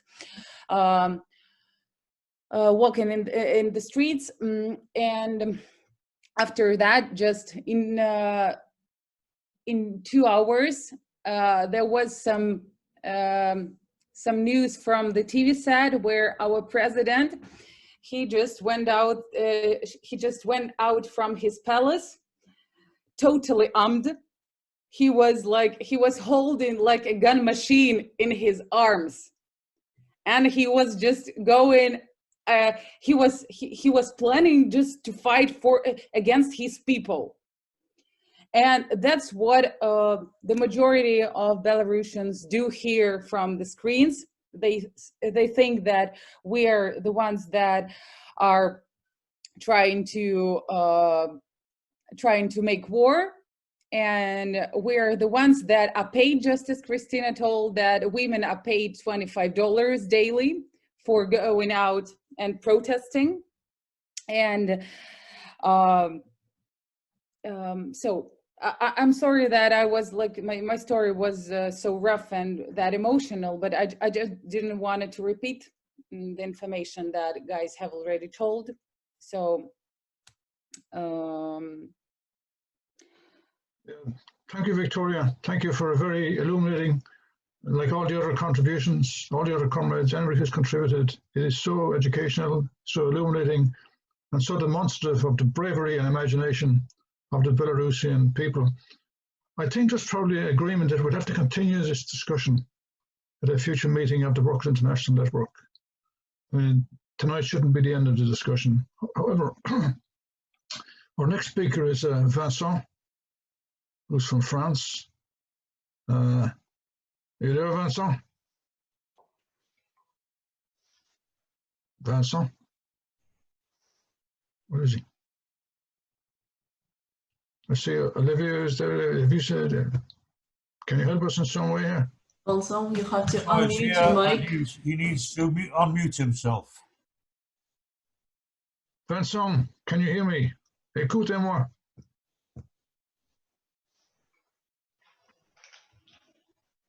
Can't locate this man. Vincent. Well, Dave, can the host unmute him? Well, Vous m'entendez? You ask me? yeah. Yes. Vincent, if you could make your contribution out to the discussion. Excuse me, my English is too bad. Ed, translate me.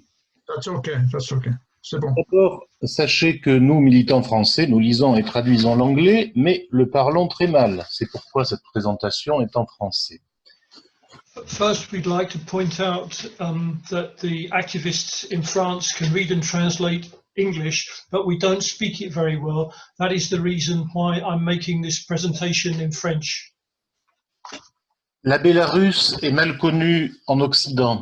On l'appelle souvent Biélorussie, son appellation soviétique qui la rapproche de la Russie, alors que Bélarus évoque l'ancien royaume polono-lituanien dont elle a fait partie avant d'être dans l'Empire tsariste. Belarus is not well understood in the West.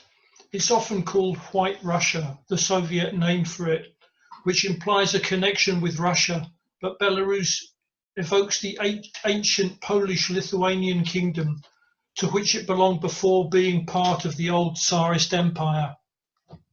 Cette nationalité, proche des Russes et des Ukrainiens, mais distincte, a connu une indépendance de fait en 1917-1919, puis s'est vue attribuer une république fédérée dans le cadre de l'URSS. Les purges staliniennes y ont eu une très grande ampleur. This nation was close to Russia and Ukraine, but distinct from them, and it experienced independence between 1917 and 1919. Then it was designated with the status of a republic within the Federation of the USSR. The purges of Stalinism have given a tremendous significance to it. La Seconde Guerre mondiale, qui commence en 1939 par le pacte Hitler-Staline et l'incorporation à l'URSS et donc à la Biélorussie des régions de Pologne peuplées de Bélarusiens, a été épouvantable. La plus terrible guerre de partisans a eu lieu ici et marque les mémoires. The Second World War, which started in 1939 with the Stalin-Hitler Pact, led to the incorporation of regions of Poland populated by Belarusians into the USSR, and with them came Belarus. It was horrific. Memories are scarred by the most terrible guerrilla warfare that took place here. En 1991, le dirigeant du PC local, devant l'effondrement de l'URSS, opte pour l'indépendance.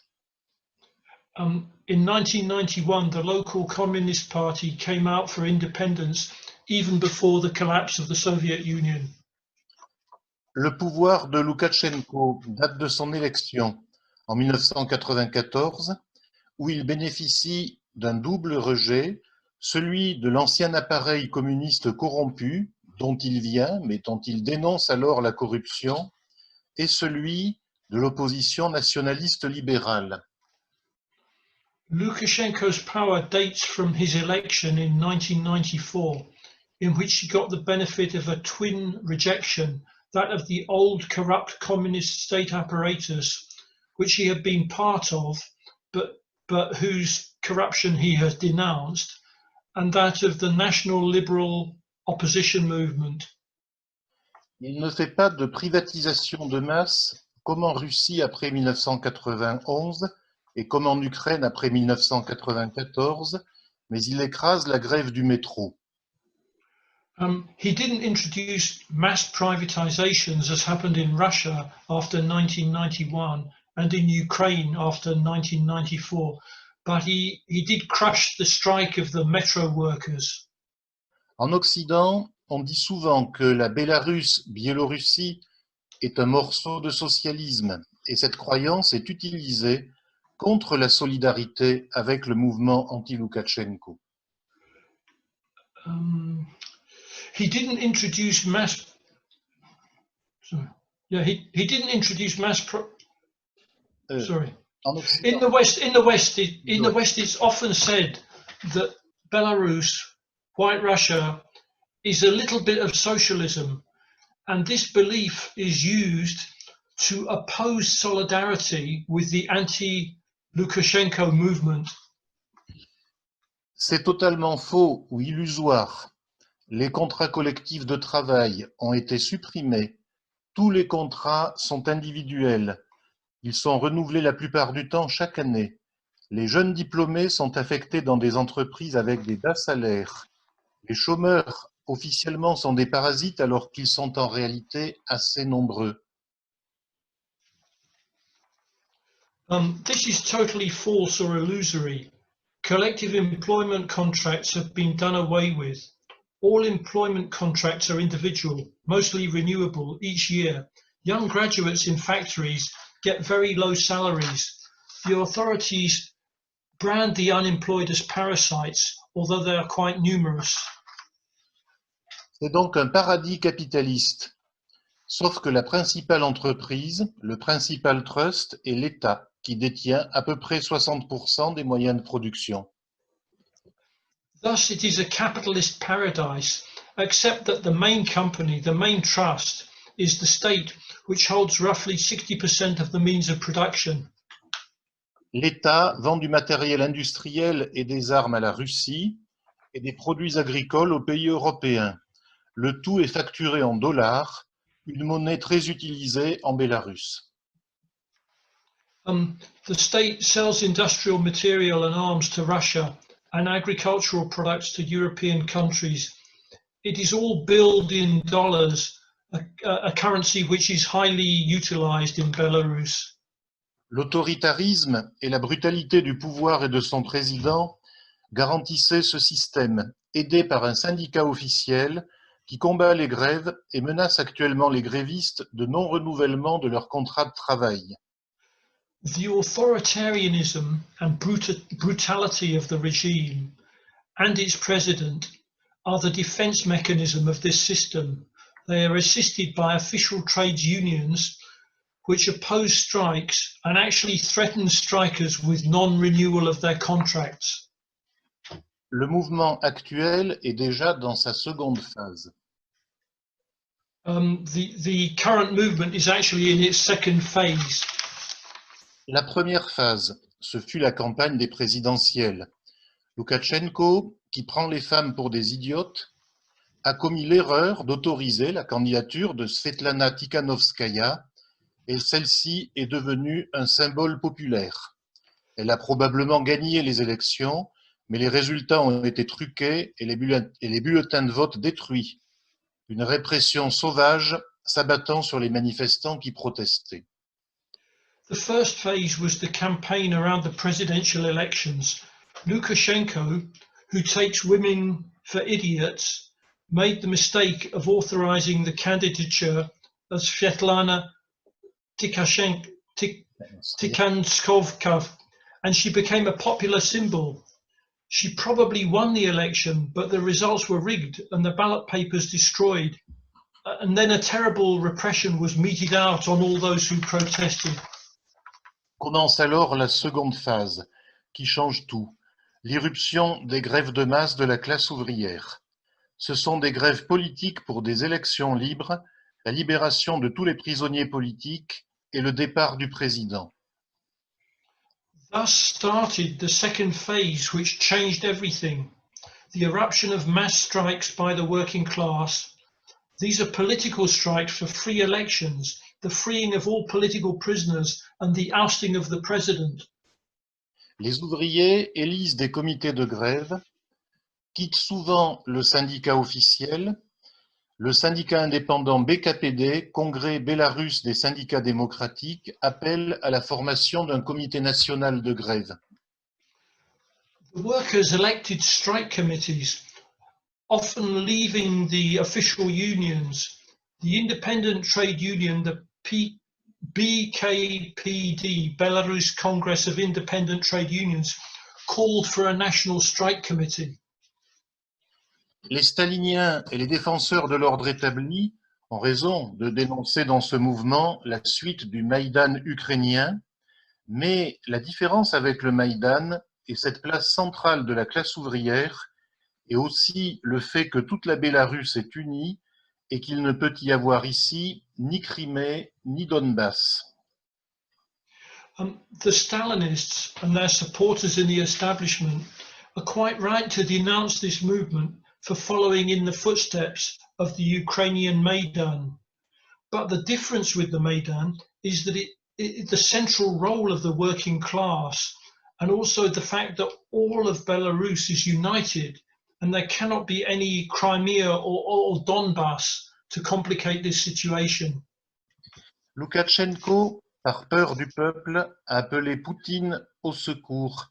Il est clair que toute la Russie regarde avec sympathie ce qui se passe en Bélarus. Les impérialismes occidentaux ne sont pour rien dans ces événements, mais cherchent bien sûr à peser sur eux, en suggérant à Poutine d'écarter Loukachenko. Mais dans ce cas, le message est que Poutine, lui aussi, peut être renversé. Lukashenko, in his fear of the mass of the population, called on Putin for assistance. Clearly, all of Russia is sympathetic to what is happening in Belarus. Western imperialism is not to blame for these events, but it is looking for a way of influencing them in suggesting that Putin dismiss Lukashenko. However, the implication is that Putin himself should also go. Avec les manifestations aux États-Unis, la crise au Liban notamment, la crise révolutionnaire en Bélarus est historique et l'intervention ouvrière avec les grèves et les comités de grève élus en aient le cœur. Thank you.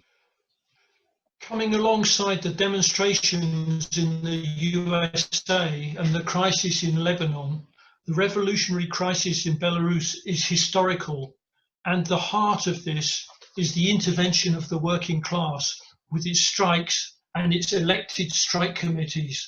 Thank you. Okay. Thank you, Vincent.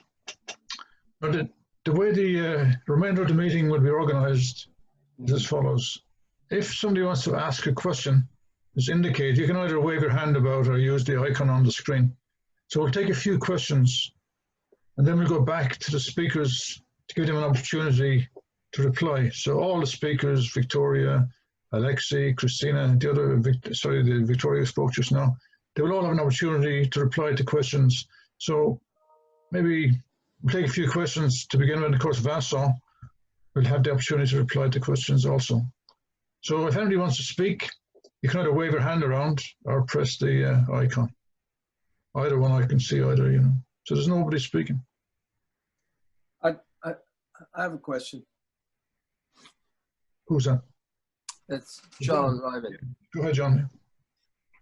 So I'd be very interested to know from the comrades in Belarus if they think that Lukashenko will be able to hang on or not, and if not, if they think that Tikhanovskaya will take his place, and what do they expect of her? What do they want of her, and what do they think she will do?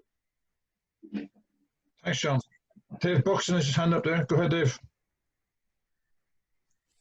Yeah, I would like to ask the speakers who have been very inspiring, and thank you very much for telling us about what's happening.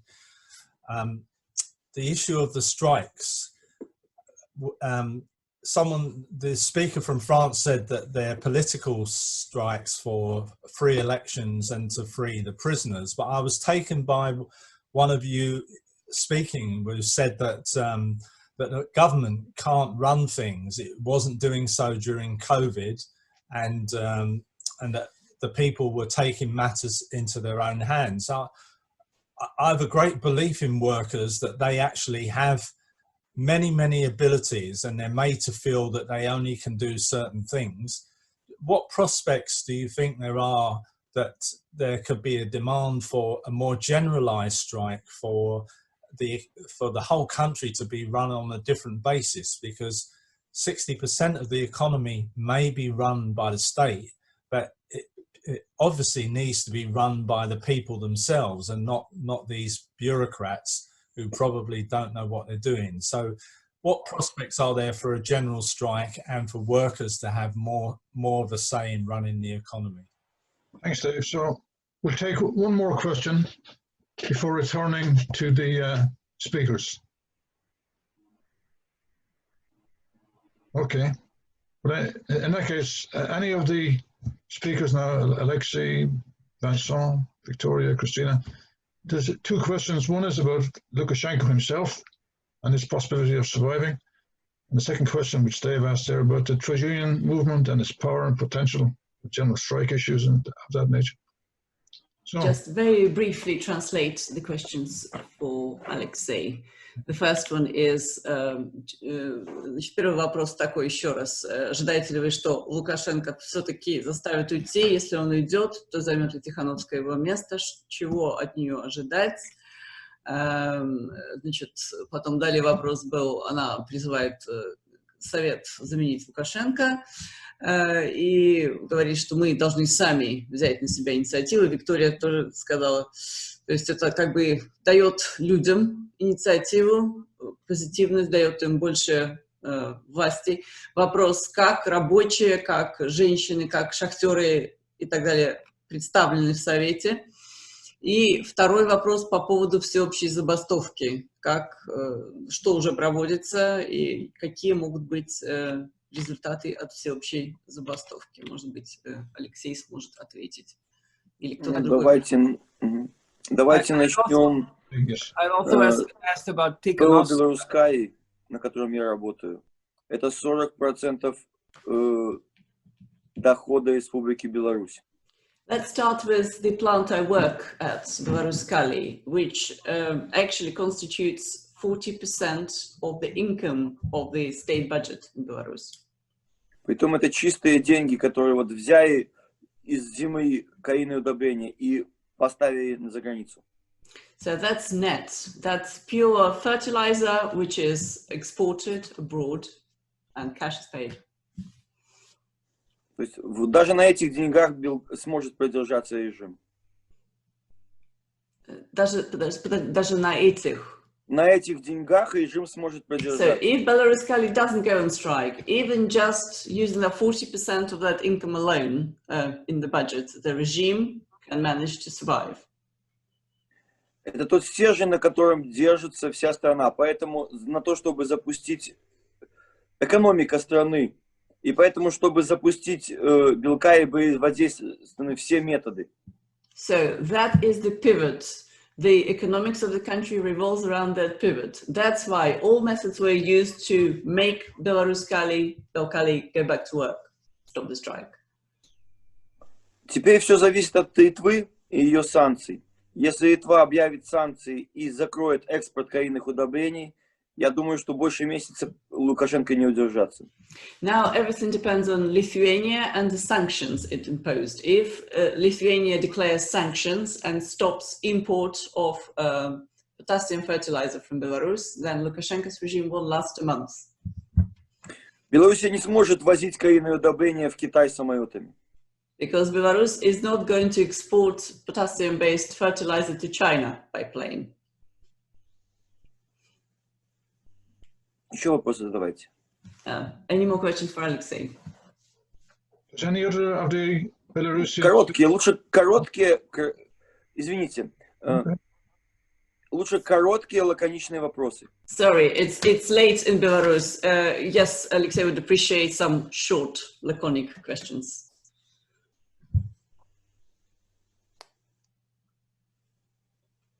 This is very unusual for a WIN meeting. It's usually around too many people want to speak.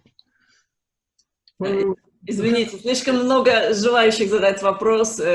Я готов отвечать всю ночь. Yeah, Alexei is prepared to reply all night if people are staying around. Подробно и нудно рассказывать о своей жизни за последние 26 лет. And he can, in great detail, very tediously tell about the life of miners and the life of the enterprise over the past 26 years. Okay, well, we've got two other indications, Jimmy, and then followed by David Hampson. So, Jimmy, unmute yourself. Okay. The question I want to ask is, can the regime sustain itself beyond these events within its own resources? In other words, could what happened in Romania happen, in that when the Romanian people decided that they had enough of Stalinism and they saw the leadership executed, they were executed not by the people but by the party themselves, who split and took over the regime and then politically continued to control. If Lukashenko, the question is, can Lukashenko maintain personal control, or does he represent a solid bureaucracy? And if that bureaucracy splits and ditches him, can the bureaucracy survive? Okay, Elena, we'll take the second question before you translate. There's a second question from David Hampson, and then you could translate the two questions then. So, David Can I actually, with all due respect, that was a long question, and it's a big philosophical question. And we can certainly talk about it a lot, but I would try to summarize for Alexei, and then we can move to the next question. Может ли, по-вашему, режим на собственных средствах выжить? Может ли возникнуть ситуация, как в Румынии с Чаушеску, когда партия раскололась, и как бы его даже не народ казнил, а люди из его же окружения, из партии его, в общем, казнили, избавились от него. Может ли случиться так, что Лукашенко уберут, а бюрократическая машина останется и выживет? Бюрократическая машина не останется. Очень высокая вертикаль.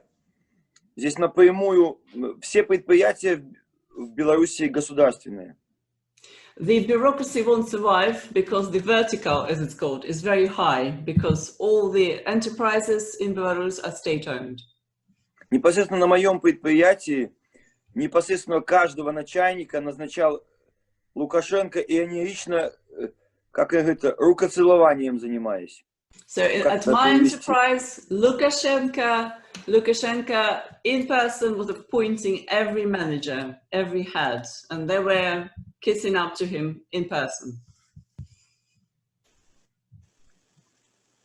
Thank you. Kissing the Godfather's hand. Thank you, Alexei. David. То есть приходит новый президент. So the new president comes in. И он может назначить всех менеджеров всех предприятий Республики Беларусь. And the president has the powers to appoint all managers, all heads of all the enterprises of the Republic of Belarus within a single day. И поэтому все менеджеры так сейчас у них все поставлено в банк. So now those managers, they're betting it all. That's why. У них тоже нет другого выбора. They also feel they face no other choice. Они по 26 лет строили карьеру. They were building Все their было career поставлено тоже. Они сложили все яйца в одну корзину. all the past 26 years and they put all the eggs in the same basket. И это трагедия на самом деле. Actually, Тоже. this is a tragedy. It's their tragedy as Допустим, well. если какой-нибудь муж в семье работает менеджером на предприятии таком как Белкаи, то его жена работает в суде. Тоже Say, президентская вертикаль. if in a family the father works as a manager at Belkali, here the mom, the wife, could be a judge, so also part of the presidential vertical. Коррупция в Беларуси очень серьезная. Я не знаю, страна более коррумпированная, чем эта. Corruption in Belarus is extremely serious. I don't know of a country more corrupt than Belarus. Суды у нас не работают. The courts don't work. То есть главный менеджер ПО Беларускай может позвонить в милицию и выпустить любого заключенного у нас в городе. In our city, the top manager of Belarus Kali could call up the police and demand that any person detained be released. Одним телефонным звонком. Just by picking up a phone. И в то же время наоборот, он может также посадить. And likewise, he can make someone detained and arrested. А за что уже потом там, пускай в милиции и в суде думают. It doesn't matter what the excuse is. The police and the court will trump up some charges. Ему некогда этим заниматься, оформлением документов. За него есть кто это будет делать, другие люди. Manager is not going to be bothered with doing the paperwork. Someone else will do it for him. Могут подкинуть наркотики и все что угодно. Патроны. They might plant drugs in someone or bullets or anything. Просто избить. Or just beat someone up. Главный менеджер ПРО Беларускай, 5-й по богатству человек в стране. Top manager of Belarus Kali is the 5th richest person in Belarus. Okay, so will we go? If anybody wants to speak, you have to wave your arms around vigorously and wait for me to respond. Okay, RG, I'm sorry. Hold on, we'll take Dave's question, David Hampson's question first. Elena, you'll see it's in the chat there, but it's a very simple question. We've seen a marvelous contribution to, tonight, from Belarusian women. And it seems that, women are becoming a decided factor, in this resistance. Is this a new development? And if so, what is the perspective for this? Вопрос, наверное, к дамам. I think Victoria,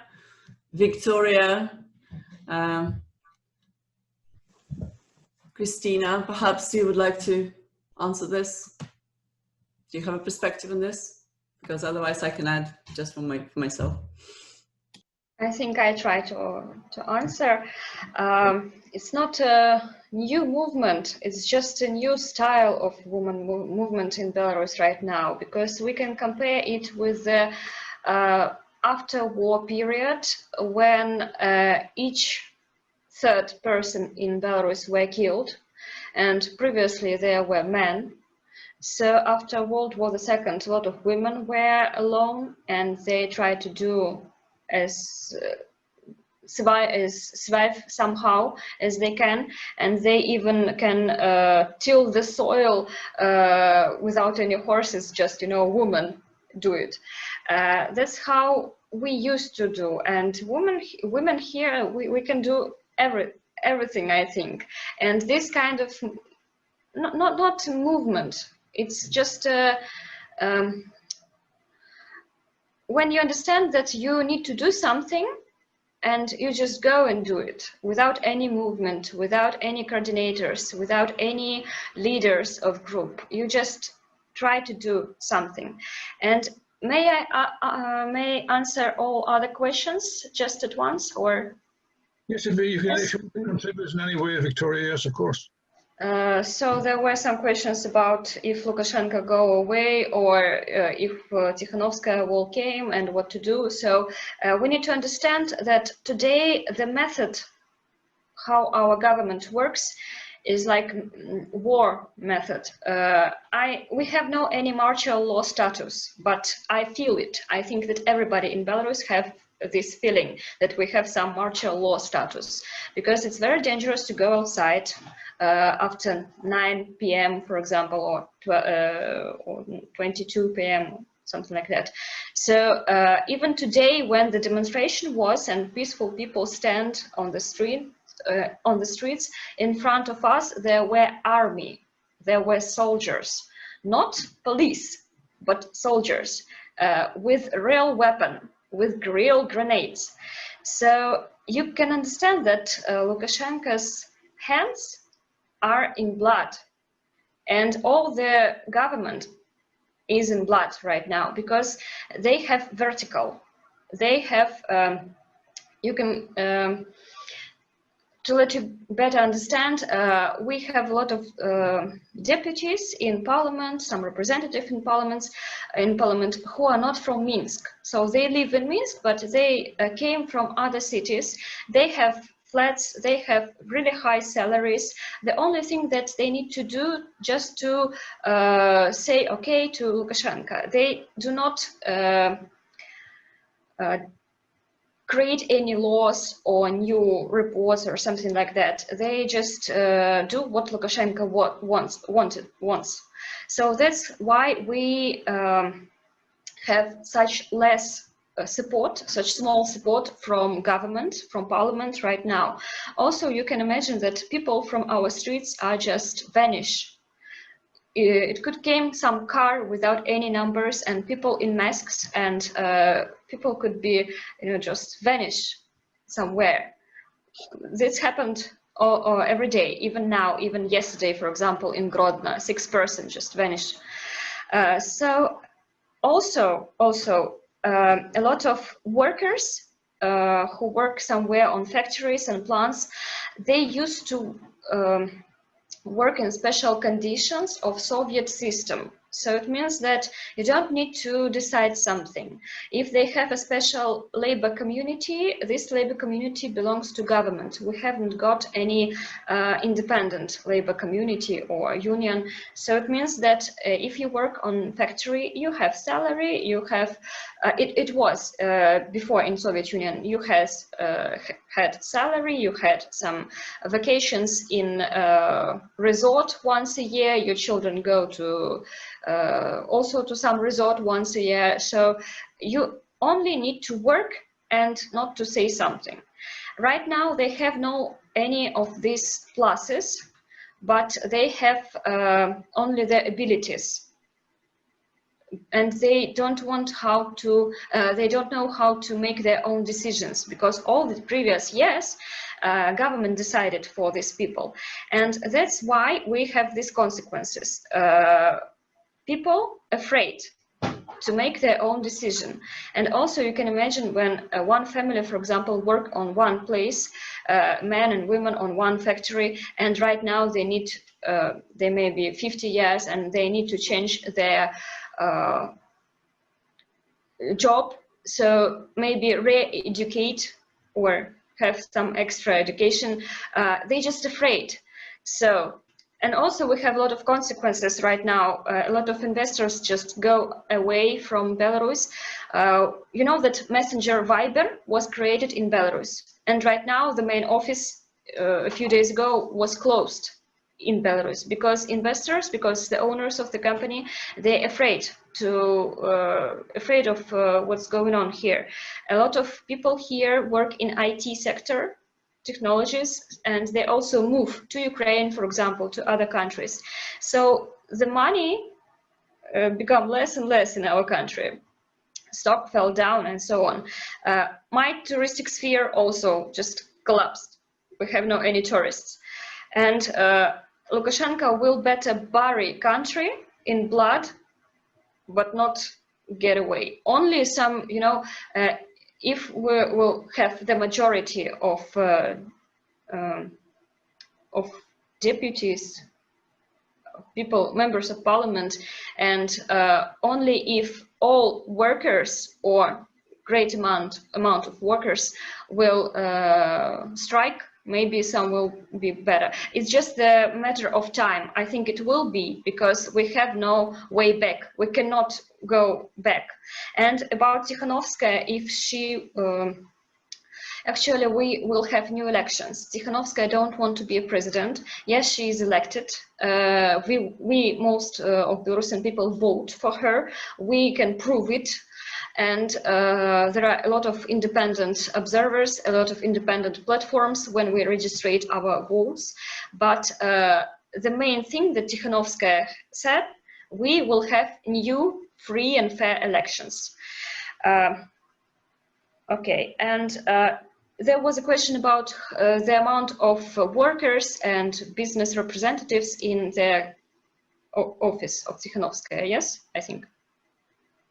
So right now they have a committee of Tikhanovskaya, and they invited a lot of people to support them, from workers, from business organizations, from deputies. They also have some, it's not, they cannot be members of this office, of this committee, but they will consultate if there are some problems that they want to solve. And how Belarusian people will run their society, also there was a question. So I think that we show all over the world that we can do everything by ourselves. We have some small initiatives. For example, if you are a demonstrator, you go outside and maybe some of people will be detained for several days. We have some initiatives that people, according these initiatives, people will walk with your dog, for example, water your flowers and feed your cats. We also have some initiatives when people lost their bicycles during the demonstration, and other people just collect them and try to find the owners. We also some initiatives help people to collect stuff for their child, for the children, for the 1st of September, because soon children will go to school. And of course, we collect money, we collect food, we collect everything that we that can help people, demonstrants, people in jails, and so on and so forth. And re-education, of course. You know that one Belarusian man, his name is Mikita Mikado, he is the owner of Panda Dog. Right now he lives somewhere in the United States. He also helped military people and riot policemen who, how can I say it, who quit their job, and he tried to help them to pay some salary for a few months to let them find new job, because they quit their jobs because of the they cannot serve in this in this police right now anymore. So, and I think that when a few years ago nobody knows about Belarus, right now all over the world people know about Belarus, and we have even some joke that one man asked for other, oh, I will go to vacation to Russia for my vacations. Russia? Where? Oh, somewhere close to Belarus. I know. That's all. We should be thinking about a time that we might conclude at, but for the moment, RG, there's a question. Felicity, are you waving your hand, or is just no? Yeah, I've got my hand up in the participants thing as well. Gotcha, David. Just asking, did Felicity indicate you wanted to speak? Yeah, I am. Yes, please. Okay, so take RG, followed by Felicity, and then followed by a Belarusian comrade who might want to reply to the questions there. So, RG, go ahead. Okay, you can hear me clearly, yeah? Yes, indeed. Yeah. Right, very good. Yeah, moving on from Tikhanovskaya is the main opposition leader, it seems. And you say, oh, well, she doesn't want to be president. She'll just get elected and then hold new elections, which is fine. But does she have any kind of program? Is she in favor of massive privatization of the 60% of Belarusian industry? What's her actual policies? Everybody hates Lukashenko because he's such a tyrant, of course, and he's a monster, but and we should support his overthrow. But are there any, if it's not Tikhanovskaya, are there any other tendencies, parties in the opposition? You know, what's the alternative in terms of policy to Lukashenko's policies? Are you going to have complete Western privatization? Is it going to go like Putin? Is it going to be more like Poland? Is it going to be like Orlov in Hungary? I mean, or is it going to be what's the opposition? And is there any? That's really what I'm asking. So Lukashenko goes, and then what? I'd like if some more information about the alternatives and the different parties involved in the opposition would be useful. Yeah, so, Elena, if you can translate that, we'll then take Felicity's question, and you can translate that. Okay, it's a good one. I think certainly there are lots of people, lots of experts discussing these various options. If Belarus would indeed have a free, fair, transparent elections, that you would have, with all political prisoners released. Currently, a few heads of opposition parties and potential presidential candidates have been imprisoned and are still in prison. So until they're out, we don't know the full landscape, who would run and what the tendencies would be. I think most people in Belarus hope it would be leaning towards well, keeping the best from what Belarus has, but leaning towards Europe, not leaning towards, or certainly away from authoritarianism. No one wants another Lukashenko. And the hope is to change the constitution back to what it was before Lukashenko in 1994, where the president could serve maximum 2 terms. Certainly not going to fall into the same pit twice. And well, changing the constitution, free and fair elections, and then will be an open discussion. Но сейчас я хочу перевести вопрос Алексею в том числе. Какой путь развития может быть у Беларуси после того, как Лукашенко уберут? Что будет вообще политически? В какую сторону Беларусь может направиться? Может быть, будет так, как в Украине, как в России, как в Польше, как в Литве, как где-то еще? То есть это будет социализм, это будет рывок к капитализму. Что в вашем представлении может произойти? И какие еще есть политические партии, которые могут участвовать в выборах и, может, победить? Куда они ведут? За 26 лет режим зачистил площадку, и никаких партий в Республике Беларусь нет. Единственное, чего хотят белорусы, вот как такой провинции, как я, скажем так, это выбирать себе мэров. 26 years have gone by. Lukashenko completely cleared the political landscape, got rid of all their opponents, of all independent political parties. And what Belarusian people like myself, who don't live in the capital, who live in the countryside, in one of the regions, we would like to be able to independently elect mayors, for example. Да, выбирать мэров, что еще? Выбирать мэров, честный, справедливый суд. To have just and fair court system.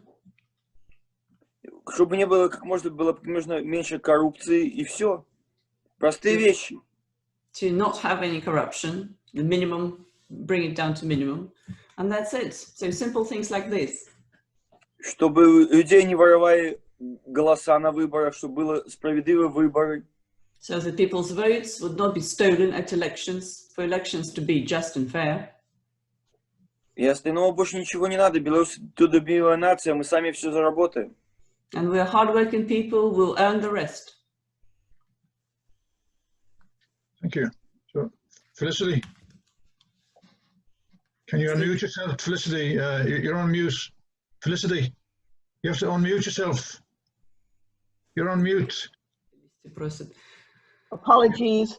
I was wondering what we can do to help in the, you know, obviously it's going to be not something that's over in a number of days. It's going to be something that takes some time. And what we can do to help, can we, you know, what would be the most useful thing we can do? And obviously also it's brilliant to see the role that women are playing, and well done, sisters, and continue in what you're doing. Let's see it, you know, let's see that continue. But most of all, it's, you know, it's likely to be quite a complex and fairly long struggle. So how do we help? Борьба будет долгой и сложной. Первый вопрос, который задает Фелисити: как мы можем помочь? Рады, что, да, женщины такое активное участие принимают. В общем, все хорошо, но, естественно, будет еще много сложной работы впереди. Много борьбы впереди. Как, где мы быстрее всего, лучше всего сможем помочь? Алексей, микрофон. Микрофончик. Алексей, включите микрофон. Алексей, микрофон. Супер. Надо достучаться до Европарламента, чтобы включили нормальные санкции, чтобы был свой список Магнитского, как в России. Well, we need to get ourselves heard at the European Parliament for the proper sanctions to be introduced. We need our own Magnitsky list, like Russia has. Чтобы подлецы на местах здесь, убийцы, не могли свободно кататься по Европе. Что люди, которые убивают сегодня детей у нас, завтра будут у вас на рождественской ярмарке в Париже. So that scoundrels and murderers that were killing our children would not be able to go to Europe as they please, because this day they are torturing our children, and tomorrow they are having a good time at the Christmas fair in Paris. Тратить деньги, которые им платили за то, что они избивают людей. Spending money that they are paid for beating people up. Вы можете с ними стоять в очереди и толкаться локтями. And you might be in the same queue as them, touching them with, you know, elbow to elbow. Okay. Еще задавайте вопросы. Any more questions? So another question. I notice people are leaving, and just looking at the participants is dwindling, so people are starting to leave. Would we maybe start talking about winding up the discussion? Yeah. So before we get to the final comments, I want to thank Roger, in your comment. Actually, Roger, I was going to call you in towards the end to summarize some of the points. Roger, you're muted. Yeah, so I call Roger in at the conclusion of the meeting, head him down here. Is that okay with you, Roger? No response. Okay, anyway, so we'll call in Roger. Okay. I just wanted to make a suggestion. I don't know what other comrades would think of this, but it's such a crucial question, such an important question for all Europe and for the world. And we have a lot more to learn from all the comrades who've spoken. I'm wondering whether it would be possible, or whether it's a good idea, that we continue this next week, have part 2, where we can continue a discussion, and with all the comrades from Belarus returning, so that we can continue to learn more and to offer some suggestions of how we can help. I think that's correct. I'd agree with that 100%, Roger. I think we had to return to this topic, definitely. I think there'll probably be agreement about that. So maybe with that in mind, we'll allow some concluding comments from the speakers, but I want to thank Victoria, both Victorias, Katrina, Vincent, and Alexei for their very valuable, very illuminating, very stimulating, very inspiring contributions. I want to give a special thanks to Elena for the work she did in translating, and also in her own contribution to the political discussion, which is very important. And I want to thank Elena a lot for the work she's put into making this run smoothly. We also want to thank Vincent and Ed for translating Vincent's contribution. And we will come back to this topic again. So maybe I was going to Roger to make some kind of concluding comments to draw this meeting to a close, which Elena can then translate, and we'll figure out then ways to come back to this topic. I think there's agreement that we'll come back to this topic again next week. Can I assume there's agreement on that? To return to the topic and develop more fully the arguments, the political arguments. Is there agreement? If there's not, just wait. Yes. Anybody who disagrees, go on mute.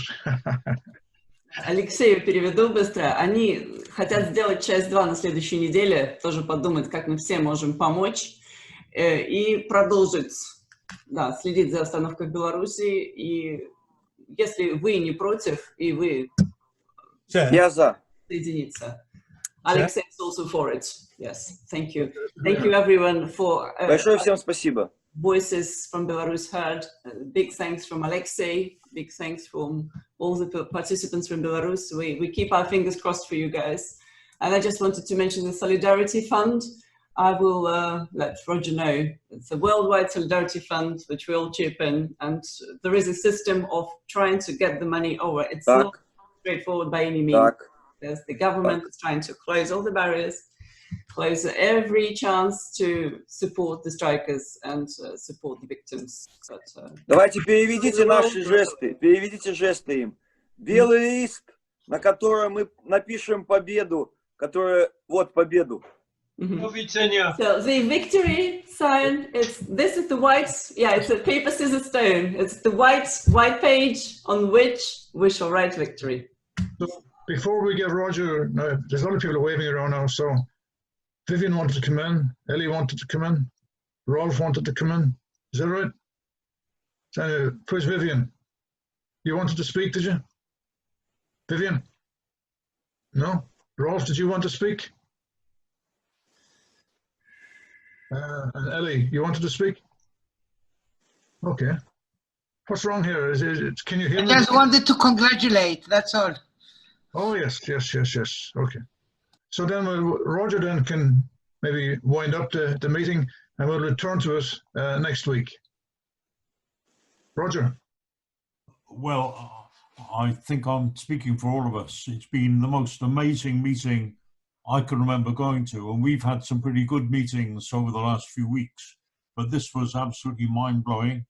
What we want to do is obviously to get more ideas and more information and a more exchange of ideas and opinions with the comrades. And also, I mean, what was so good about this meeting, we had comrades here from 10 countries based in 4 continents. We have more that I'm sure will come next week too. I hope all the Belarus comrades will be able to come and to continue with this. And of course, we want to help in every way. Do please pass on to me all the information about how we can give moral, practical, political, and financial support in order to help this struggle, because your struggle is part of the worldwide struggle of workers for their liberation. So I hope to see everybody and a lot more comrades next week. Okay. So thank you all, comrades. I will close the meeting at this point. Thank you. Спасибо. Спасибо всем.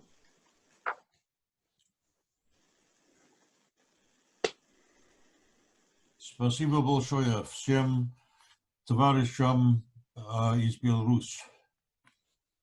Okay.